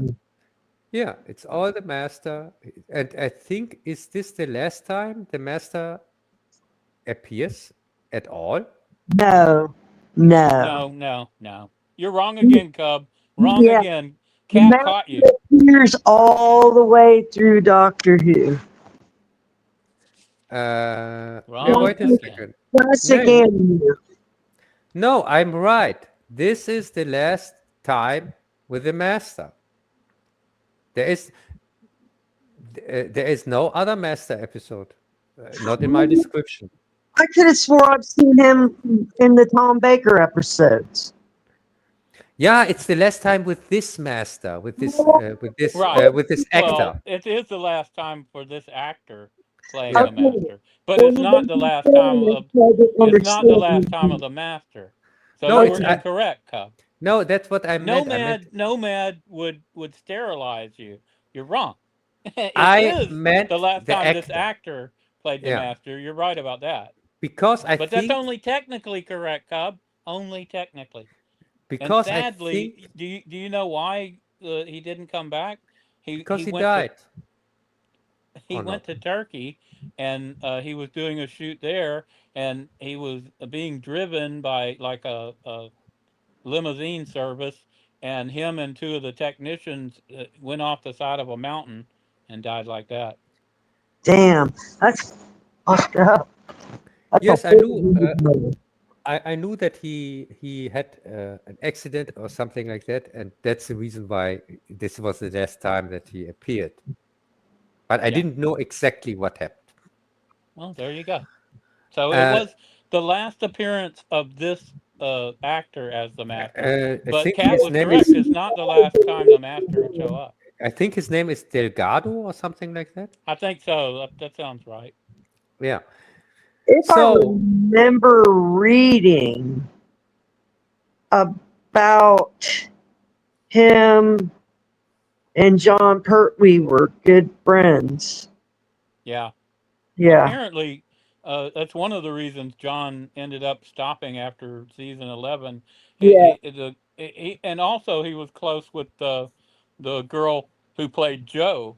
And Yeah. honestly, I got to where I liked her better than I did Sarah, who I'd liked better previously. I kind of Yeah. I like Sarah better.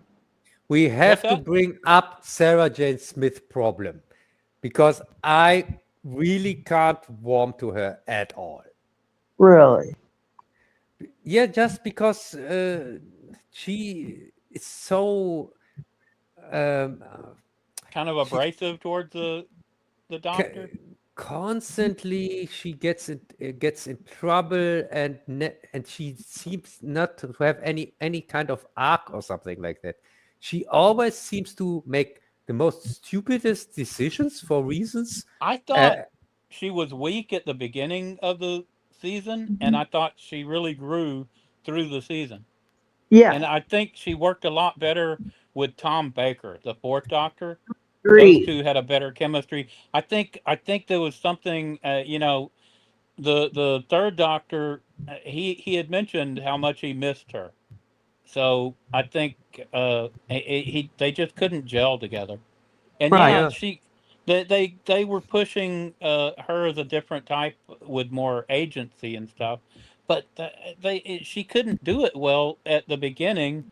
I'm not sure why, because I liked her in the later episodes, and I was like, okay, she's growing or something. But the writing, I can see what Cub's talking about.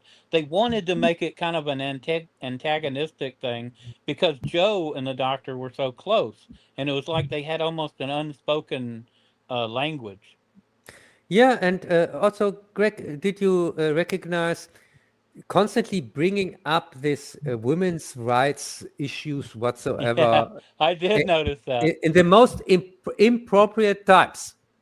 and it was at the strangest times. It was like she's like, "We have to talk about women's lib," and yeah, I was like, yeah. "Okay, the whole thing is about to be destroyed," and she's there with the Queen, and they've got all this stuff going on, and they throw that in. And I was like, "Well, it was a sign of the time, the early '70s. They had to push that in." So I thought that it made her character, when you combine that with her being this reporter, she was constantly questioning and arguing, and it was such a difference from the other. Yeah, It, and it didn't also, it it didn't let her grow into her character, if you see what I'm saying. and They made that as part of her character, but it didn't feel like it was flowing from her. I can't explain what I'm yeah, and saying. also you don't have to talk to the queen about women's rights because she's the queen. I Damn it. know. I know. It's like she's already in charge. She everybody's obeying her. Yeah, So I don't yeah. know. So how They wanted to make that. misogynistic could this society be if they even have a queen? I wonder if they're going to keep doing that. I'm trying to remember.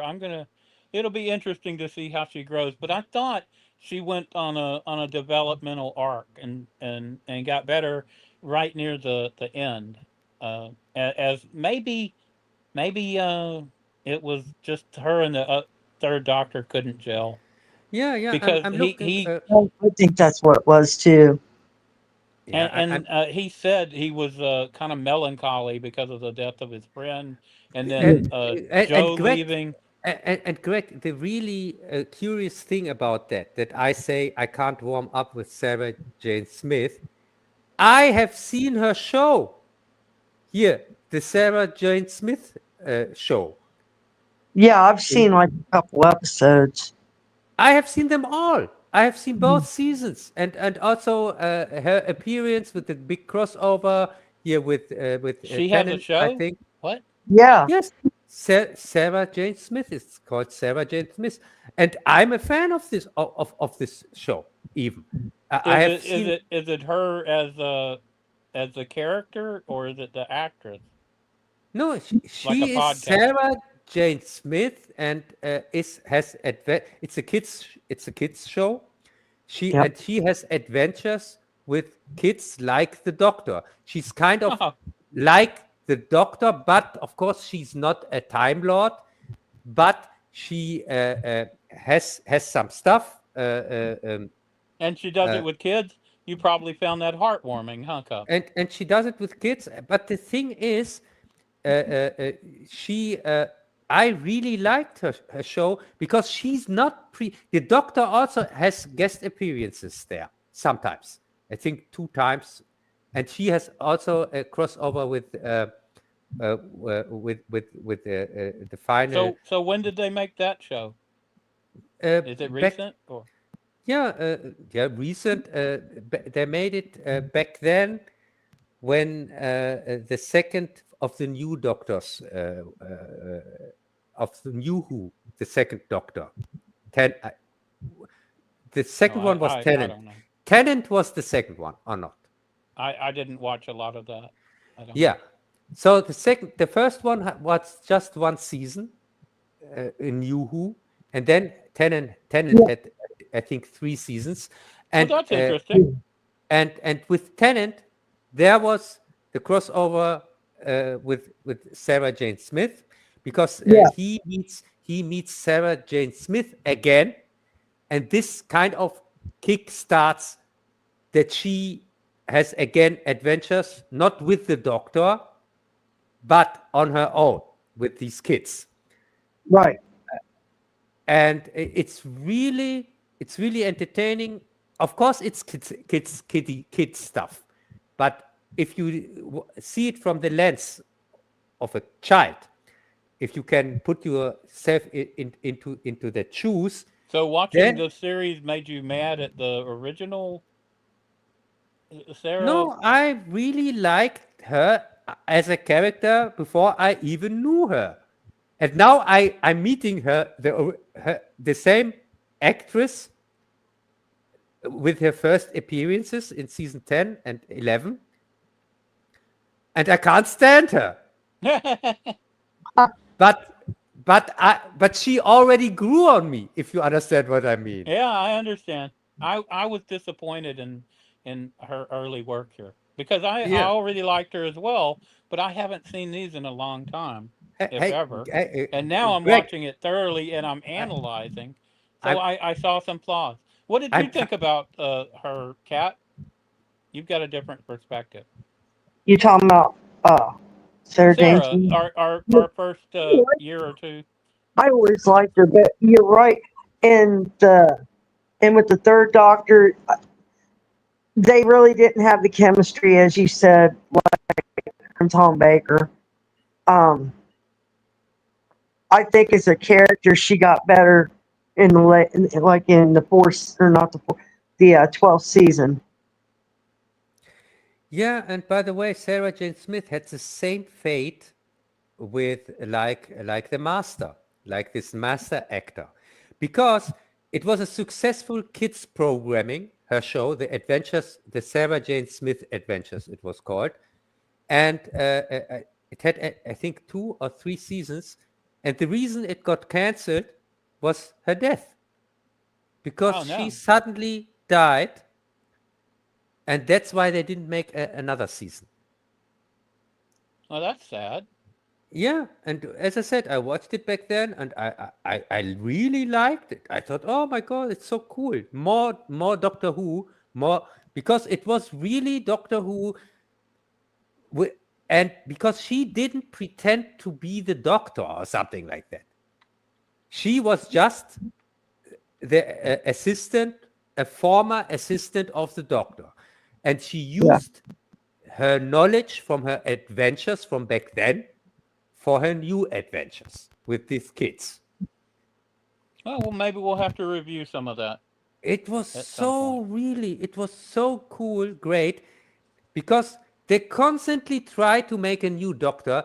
And also this reminded me of the female Doctor that they tried to introduce, which completely sucks. Because you can't make a female Doctor. You could make just an assistant adventures of him. That a female, whatever. But it doesn't have to be the Doctor himself. And they proved that already years ago. And that's what I was thinking about when I hear Sarah Jane Smith. Yeah, I don't think you should subvert this show like that. Just my opinion. Yeah, It was so established as a male for how many frickin' decades? You know, it just, you don't have to do that to every male property. But it seems like that's what they love to do now. Yay. yeah, and by the way, in the Sarah Jane Smith adventures, the Doctor appears at one moment to save her because she got tricked by an alien thinking who works with illusions or whatever, and the Doctor comes with the TARDIS and saves her. It's not the other way around, because when they would do that nowadays, of course they would let her save the Doctor constantly because Well, she's a she woman. would occasionally save the Doctor, as I remember. I think She in the seasons 10 and 11, I think she did save the no, Doctor a couple of times. But in all the companions end up saving him at times. yeah, but I mean in the new in the I'm sure in the new one they do a terrible in job. this That's in why I this don't watch those. no, I mean in the Sarah Jane adventures, the Doctor Yeah. comes in and has to save Oh, her I at see one what you're moment. saying Yeah, in her spinoff.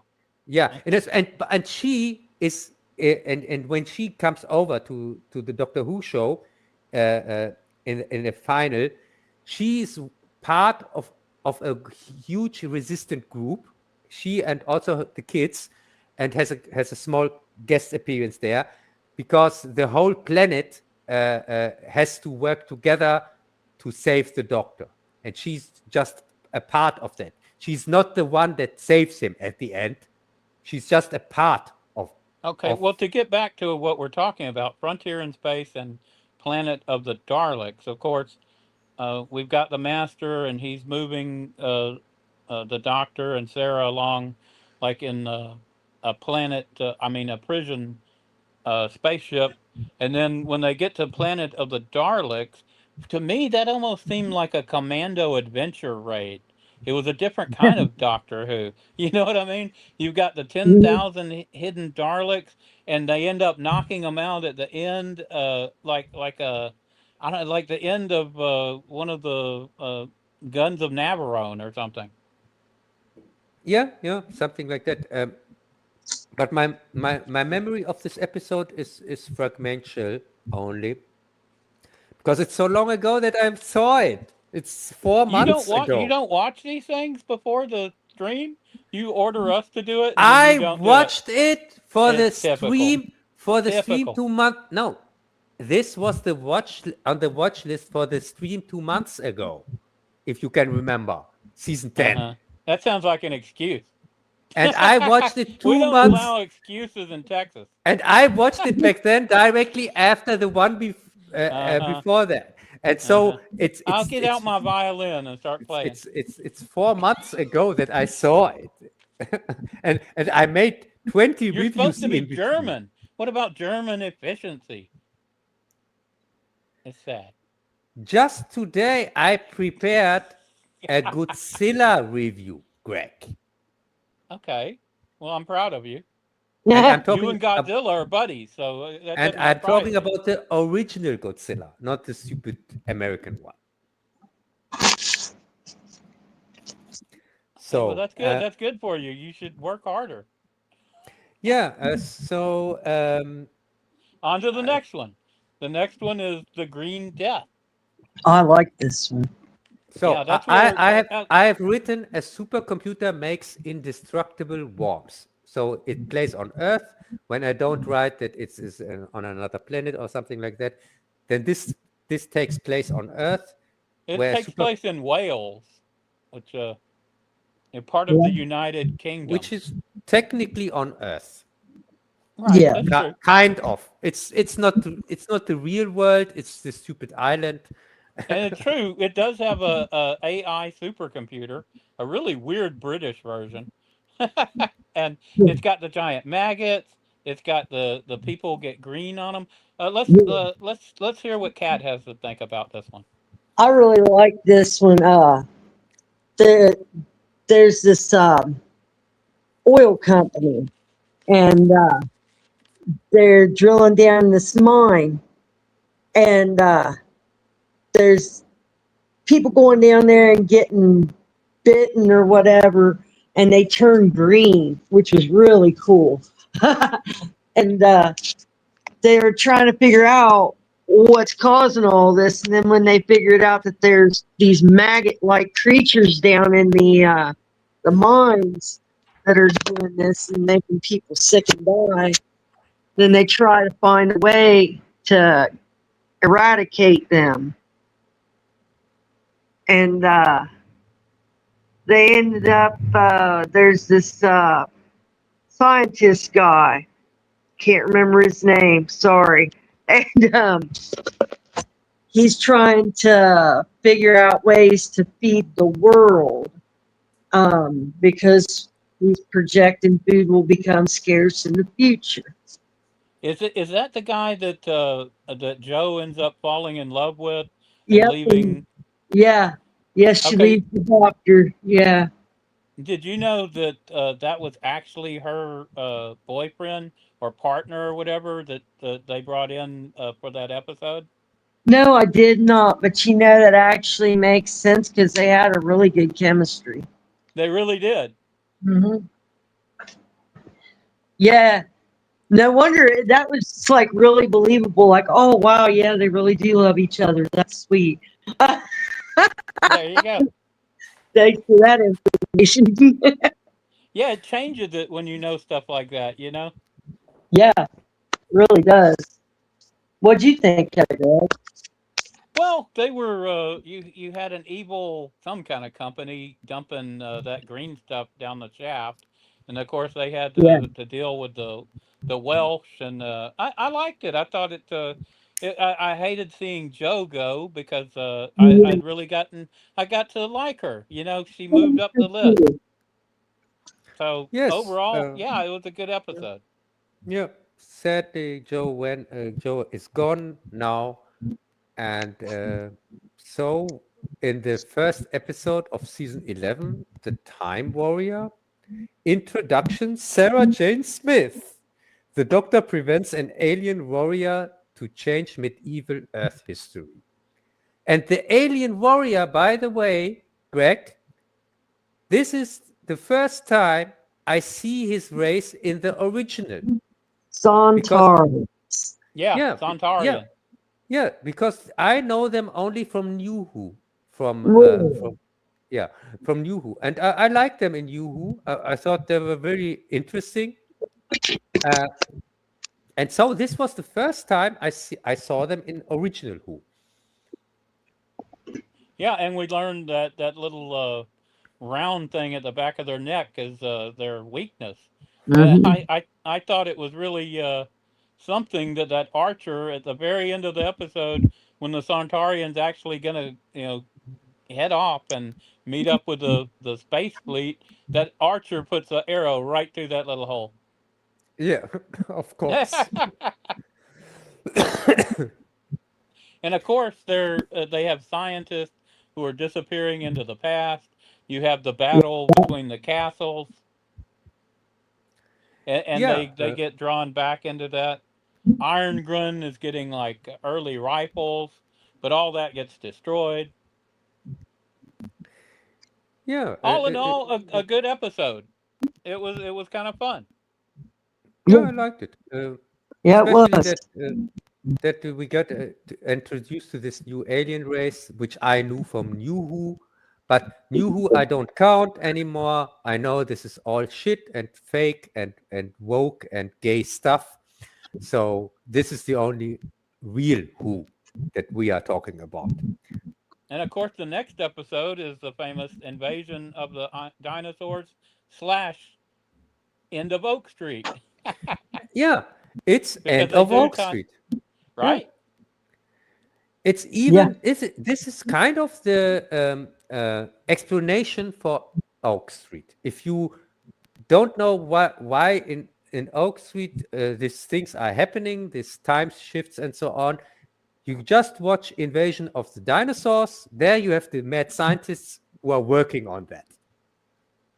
And it's kind of funny also wasn't one of the recent Godzilla movies where they had eco-terrorists take over and were using the dinosaurs kind of the way the eco-terrorists were using the dinosaurs in this movie. Do you remember what I'm talking about, Cub? Yeah, of The course. You're talking about Godzilla 2. yeah. So it's the same. It was dinosaurs and eco-terrorists using the dinosaurs. So really, you could combine the three together, Cub. Oak Street, Yeah. Godzilla 2, and the invasion of the dinosaurs from Doctor Who. I submit to you that all three of them should be included. Yeah, and they completely wasted. Didn't they waste Mecha Godzilla for this stupid eco Yes, terrorist exactly. Yeah, storyline? You have Mecha Godzilla in your movie. You don't need any stupid eco terrorists or something like that. right. But that it was the same freaking plot point. Yeah. I Yeah. wouldn't be So surprised if they stole it right out of Doctor Who. yeah. So the next one, Death to the Daleks. The Doctor has to absorb tests in a living alien town. So this is again an episode that takes place on a different planet, on an alien planet, and yeah, we'll go take it from here, Greg or Kat. You want to take it, Cat? You start and I'll finish. It was the one where the team needs medication to fight a plague, and that's when the Daleks show up, and then the Daleks their weapons don't work, so they have to make like a team up with the Daleks, which you know is going to work out great. Earlier, like right off the bat, yeah, because they crash on that planet and there's something there that's causing where they can't take off, they can't call for help or anything It was like that. It was that city. You got that city of puzzles, and Yeah. and it's projecting something that's dampening the field for everybody. I think. Yeah, you're right. Yes, so electrical weapons didn't work, but the mechanical, they worked, of course. And so the Daleks were still able to threaten people because they used old-fashioned guns strapped to their chest or something. Yeah, something like that, which was a really cool idea, I thought. Yeah. Well, they figured that out pretty quick. Well, we don't have this, but we can do this. Right. And they Hey. pretty much was making them people do all the work, and then they figured it out. So the Doctor he teams up with a guy from the planet, and they are trapped in the mountain in this cage, and have to absorb. They are tested from an unknown intelligence that you can get to the next room when you absorb a test, and which is really cool thing, which reminded me totally on Cube, when you have these dead bodies there that couldn't manage to absorb the test, and so they were there since years. Right, a series of puzzles, basically. Yeah, series of puzzles. So like Cube, and which was really cool with this episode was that it showed what Doctor Who is, why he is so special, what are his strengths, and one of his strengths is he's very, very intelligent. He has the knowledge, 1,000 years, millions of years maybe, and this episode showed that. It showed why we should respect the Doctor. Who is he? What it makes him so special? And this is an episode where you could see that. Why he's But it wasn't just intelligence. He showed he was like action doctor too. So Yeah, action doctor. yeah. Yeah, I know. This is the part that I normally blend out or something like that. The action doctor. Because he shouldn't do so much action. The doctor should really be a being that is really that has so much knowledge and never has to really act in big action pieces or something like that. I forget which episode it was, but I also noticed the doctor using a version of the Vulcan nerve pinch. I wonder if they Yes, picked that I up know. from Star Trek. Yeah, I also recognized that. And also his fighting skills. He constantly goes, and throws his arms at somebody who just falls and then Right. he's kind of defeated. And we've also got a new car for him in this season, kind of like a built with the wings and stuff. And we end up having the crazy chase with helicopters, and his car ends up where it can fly. Yeah, I know. Okay, was stupid. there's a little backstory to this. Apparently, the actor, the third Doctor, paid for this car, and he made sure it was street legal, and he wanted the car in the series, so he paid for that. He helped with the design and everything. That was all him. Can you believe that? Yes, Wow. and it was really the most stupid thing in the episode. This car I couldn't stand. No, it was so bad, but he loved it so much. No, it's hovercraft. And also this chase scene was so stupid, by the way. The Where one with the helicopter and then the car. yeah, where and they go after him, and when they and the get him, hovercraft too. Don't forget the hovercraft. yeah, and then when they get him, instead of arresting him, he just takes the other vehicle. Yeah. And they While chase- they're standing there talking about it, he jumps into the very thing that they arrived in. Yeah. The helicopter. That was so crazy. It was the craziest chase scene ever. I couldn't believe when the car started flying. Yeah. Yeah, so I- but we jumped ahead because this all happens in Planet of the Spiders in the last episode. I know, But but I before had to mention it. I was afraid I'd forget it. before that we have the monster of Peladon. Yeah, we got Monster of Too. Pale Dawn. I think and that's what it's a continuation from season Paladon. 9. That's it. It's Yeah. a continuation of the one of- from before. From season 9, episode 2, The Curse of Paladon, where they become part of the Federation, and now they are part of the Federation. Yeah. And the Federation sounds like it sucks. Yeah, but in fact it doesn't suck. There's a rogue guy in the Federation who There's wants more than one. There was the technician, plus he was in cahoots with the general in charge of the response team. So as soon Yeah. as they called in a response, they had martial law controlled by a traitorous general working with the technician. Yeah, so we had the same situation like we have now in Germany, where we had exactly the same. We had this traitors in power that worked together with the scientists who are also traitors and could put this pandemic on us and kind of like martial law, if you can remember in 2020. Oh yeah, I do remember.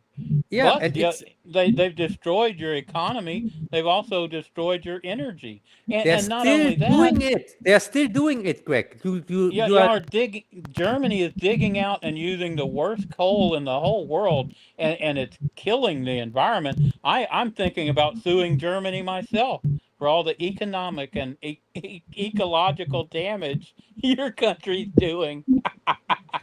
yes. Hey, I'm laughing, but it's true. yeah. Yeah. The thing is really the same situation. Like in this episode, we have here in Germany now in this moment. We have a traitorous government working together with traitorous scientists and so on. And also the traitorous judges, don't forget them. And you've got a non-functional elective system. You know, Yeah. you've locked out like Because one of of the the major judges, parties. Greg, because of How is that a true democracy? It's not. yeah, Greg, It's because not a of the judges. representative democracy. It's illegal. It should be illegal. I don't know why the EU doesn't overrule that, because it's because they're all part of the same conspiracy. Is they're why. all part of it. This is Right, the but if deep they state. weren't, that should be overruled.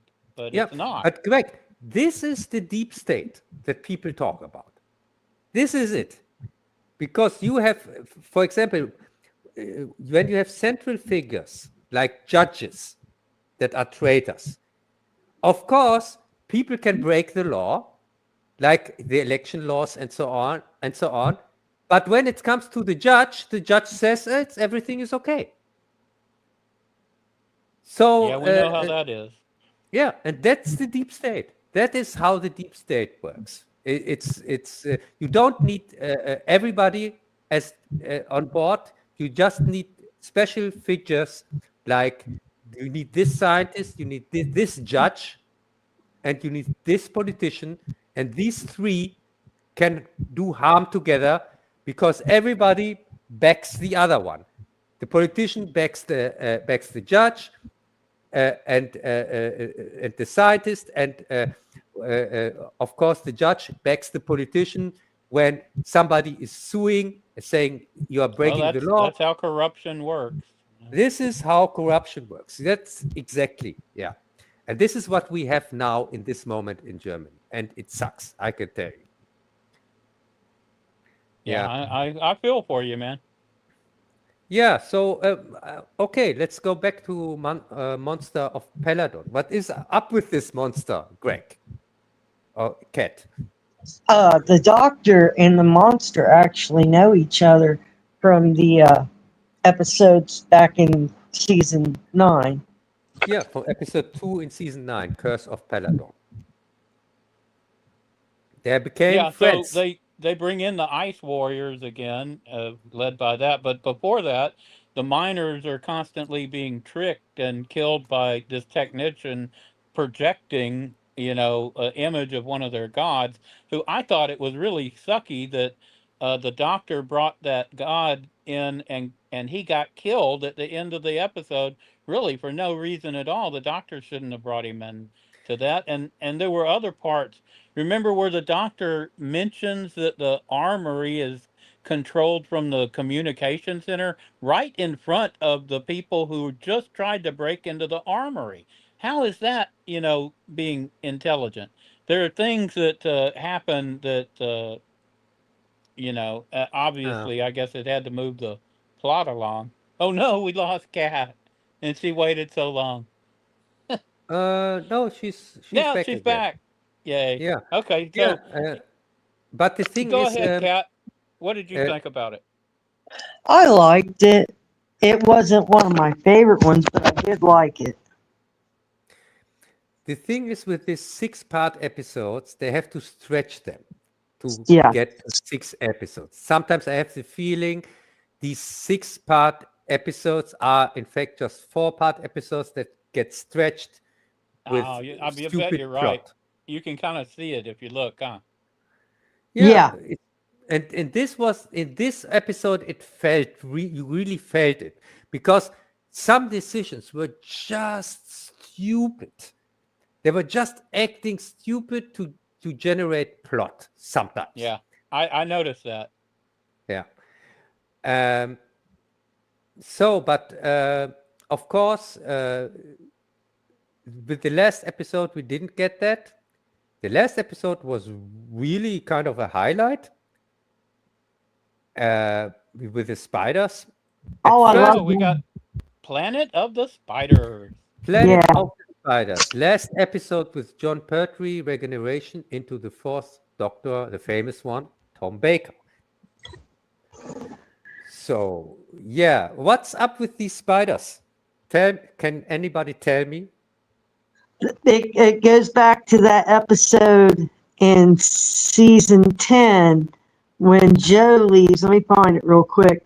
It is the Green Death, matter of factly. The blue crystal he got from that They got planet. to this planet full of spiders, and he got this blue crystal. And when he came back, he gave it to Joe for her wedding present. I forgot he Didn't gave it to her. Yeah, yeah. And I that, and thought, that's who, and I guess that's who sent it to him in that package. And that's yeah, why she mentioned one and the other, and finally she was like, "Hey, if they're not here, you take it, Sarge." right. Yeah, and also this is one of the rare episodes where we get a second Time Doctor. Yeah, yeah. The fourth regeneration. And it's not some Time Doctor, it is even the teacher of our Doctor. Yeah, that's right. It's The monk or whatever you'd call him from Tibet.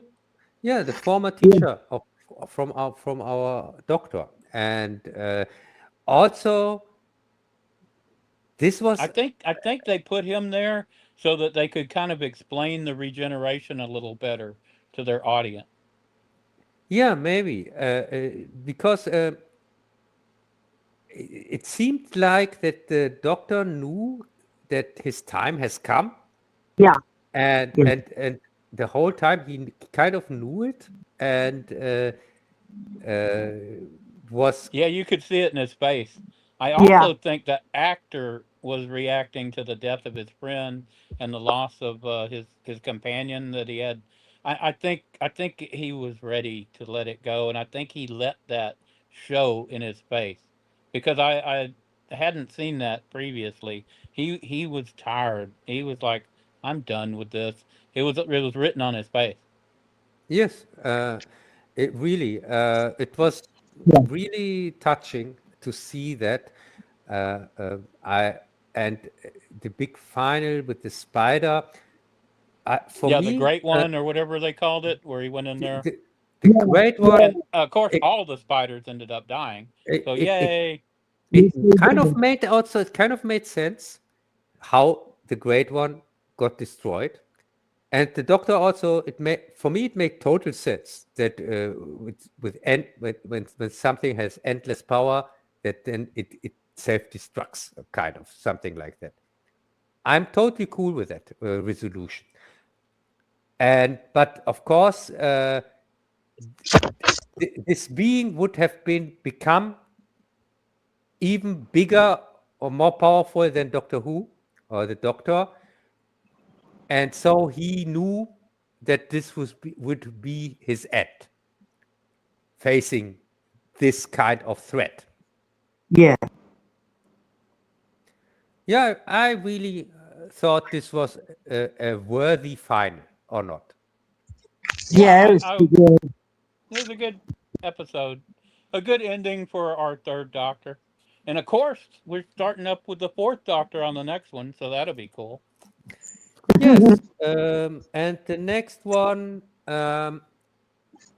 I wanted to ask you, would you like it that we do from now on 2 seasons like we did today? Yeah. I don't know. It'll go through it really quick. We'll be done, in a couple of seasons or a couple of shows. Maybe we should just stick to one season per. Because every stream. 2 months, one season is. It would take us 2 or 3 years from now on. No, I'm not going to watch anything past the fourth Doctor. Y'all can talk about it without me. But we'll be done with the fourth Doctor by the 4th of July. And if we do it your way, we'll be done by Christmas. And then we won't have any Doctor Who to talk about. And I guess you'll be happy. Huh? Why? Why don't you want to talk about? Because I'm not going to go to the 5th Doctor and 6th Doctor. I'm not going to watch all that. Why? Why? Why? What's wrong with them? I wanted to I don't know. watch clear the 8th Doctor because that's the old stuff, isn't it? Yeah. Yeah. Right. The I'm old just stuff. saying, Tom Baker is where I draw the line. I'm not planning on watching all this. I might, but I don't think so. No, but I said from the start, I'll do Doctor Who 1 through 4. After that, y'all are on your own. um, Well, Yeah, I know it's. I didn't know that, Greg. Really, I'm surprised. I swear to God, I don't remember. Yeah, if you look back, I was pretty clear. Because I thought we drew the line with the new Who, and we That's watching what all old Who complete. Well, I consider the 5th Doctor new. Oh my God, you are worse than Jess. I thought I'm much worse than Jez. I Yeah. never even said I was I told you the first 4 is all I do. I'm not a Doctor Who guy. Am up to the first 4. I haven't went beyond that. I'm willing to listen to y'all talk about it, and I might watch an episode or two, but I'm not, guaranteeing to watch, thousands of episodes or whatever it is. No. Well, Especially if we're jumping up to 52 episodes every stream. No. It's No. not 52. They're just 10 You episodes. just said you want to do over 50 per stream. That's crazy. Crazy talk, Cub. We did it today without any And problems. that's fine, but I'm not doing it every time. No, that's rejected. Rejected. Season 12. Okay, what is it? Season 12 coming up. We'll do that. Yeah, but now I no have buts. to. No buts. No, but this is like the UN, where here there are 5 countries in the UN who have has a special vote, That's right. and That's you are talking to these 5 countries at the same time with me in this stream, and so this is just overruled. Shocking. It's shocking for you. In a German stream. Who would You'll have get used to thought? Who would have thought that? And we thought we can trust him because he's I German. mentioned it several times. Go back and I was very quiet about it, and it was generally when you talking over me. So I'm not surprised you didn't hear me. And that's part of why I don't remember it. Yeah. Yeah, Yeah, right. but as I said, There's from no now, yeah but this time. 9. From now 9. on, 9. There's a word you understand. Hey, okay, 9. we make a vote. So let's vote with the Hitler cat and Cap and Greg. We 3 let's vote. Who thinks we should do 2 seasons every stream from now on? I don't. Negative. And what? Yeah, and I want to. So what's up with? And with, I have a proxy my vote. with the Hitler I have cat. a proxy vote from Basil, and Basil says no. No, he's not here. We don't. Yeah, I have his proxy. When No, he's not we here, don't have he a is- post- Yes, I do. Hey, we don't have this ballot shit here on this stream that you can just put in votes in the middle of the night or something like that.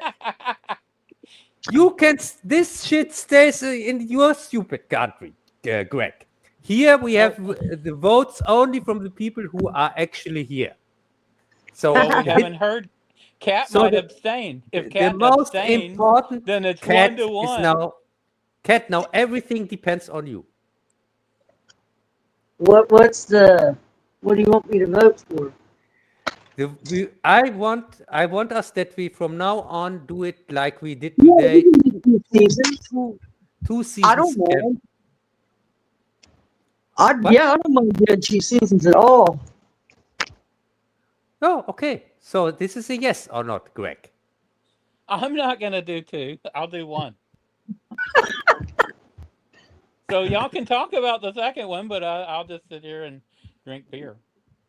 Greg, That's Greg. my plan. No, but Greg. The thing is, I want to get Doctor Who in my Hey, just lifetime. because y'all 2 vote to go to war, my troops are gonna stay home. That's how we can look at it. He said it's the UN, and he's basically declaring some sort of war. My troops are neutral. But this is better than the U.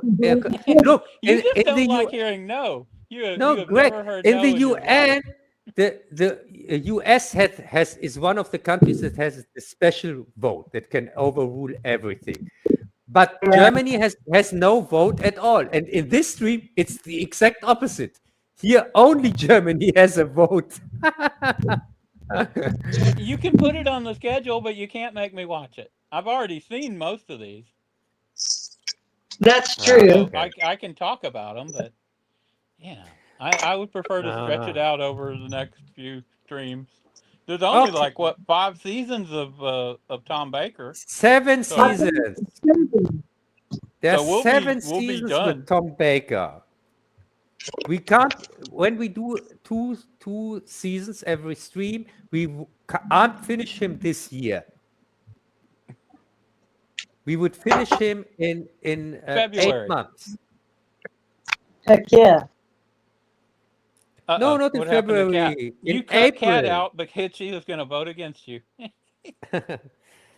No, but Greg, as I said, okay, yeah, but if you, I understand, but you just saying no 2 seasons because you think after Tom Baker you stop watching Doctor Who. But I can tell you, it would be great when we all see Old Who for the first time. Yeah. Mhm. Because we would be on the same level. Uh-huh. Nobody And- would know. And also, you can't compare the Fifth Doctor with this new shit. No. No. It's still Citizen Kane compared to everything from New Who, or not? I don't know. I didn't watch it, so I don't know. I stopped after Tom Baker. That was my line in the stand. I haven't seen the Fifth Doctor. I saw a little bit of it, and I said, it's not for me.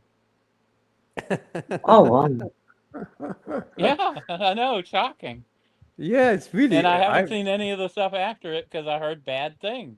People kept saying bad things. And none of my Really? friends like Doctor Who.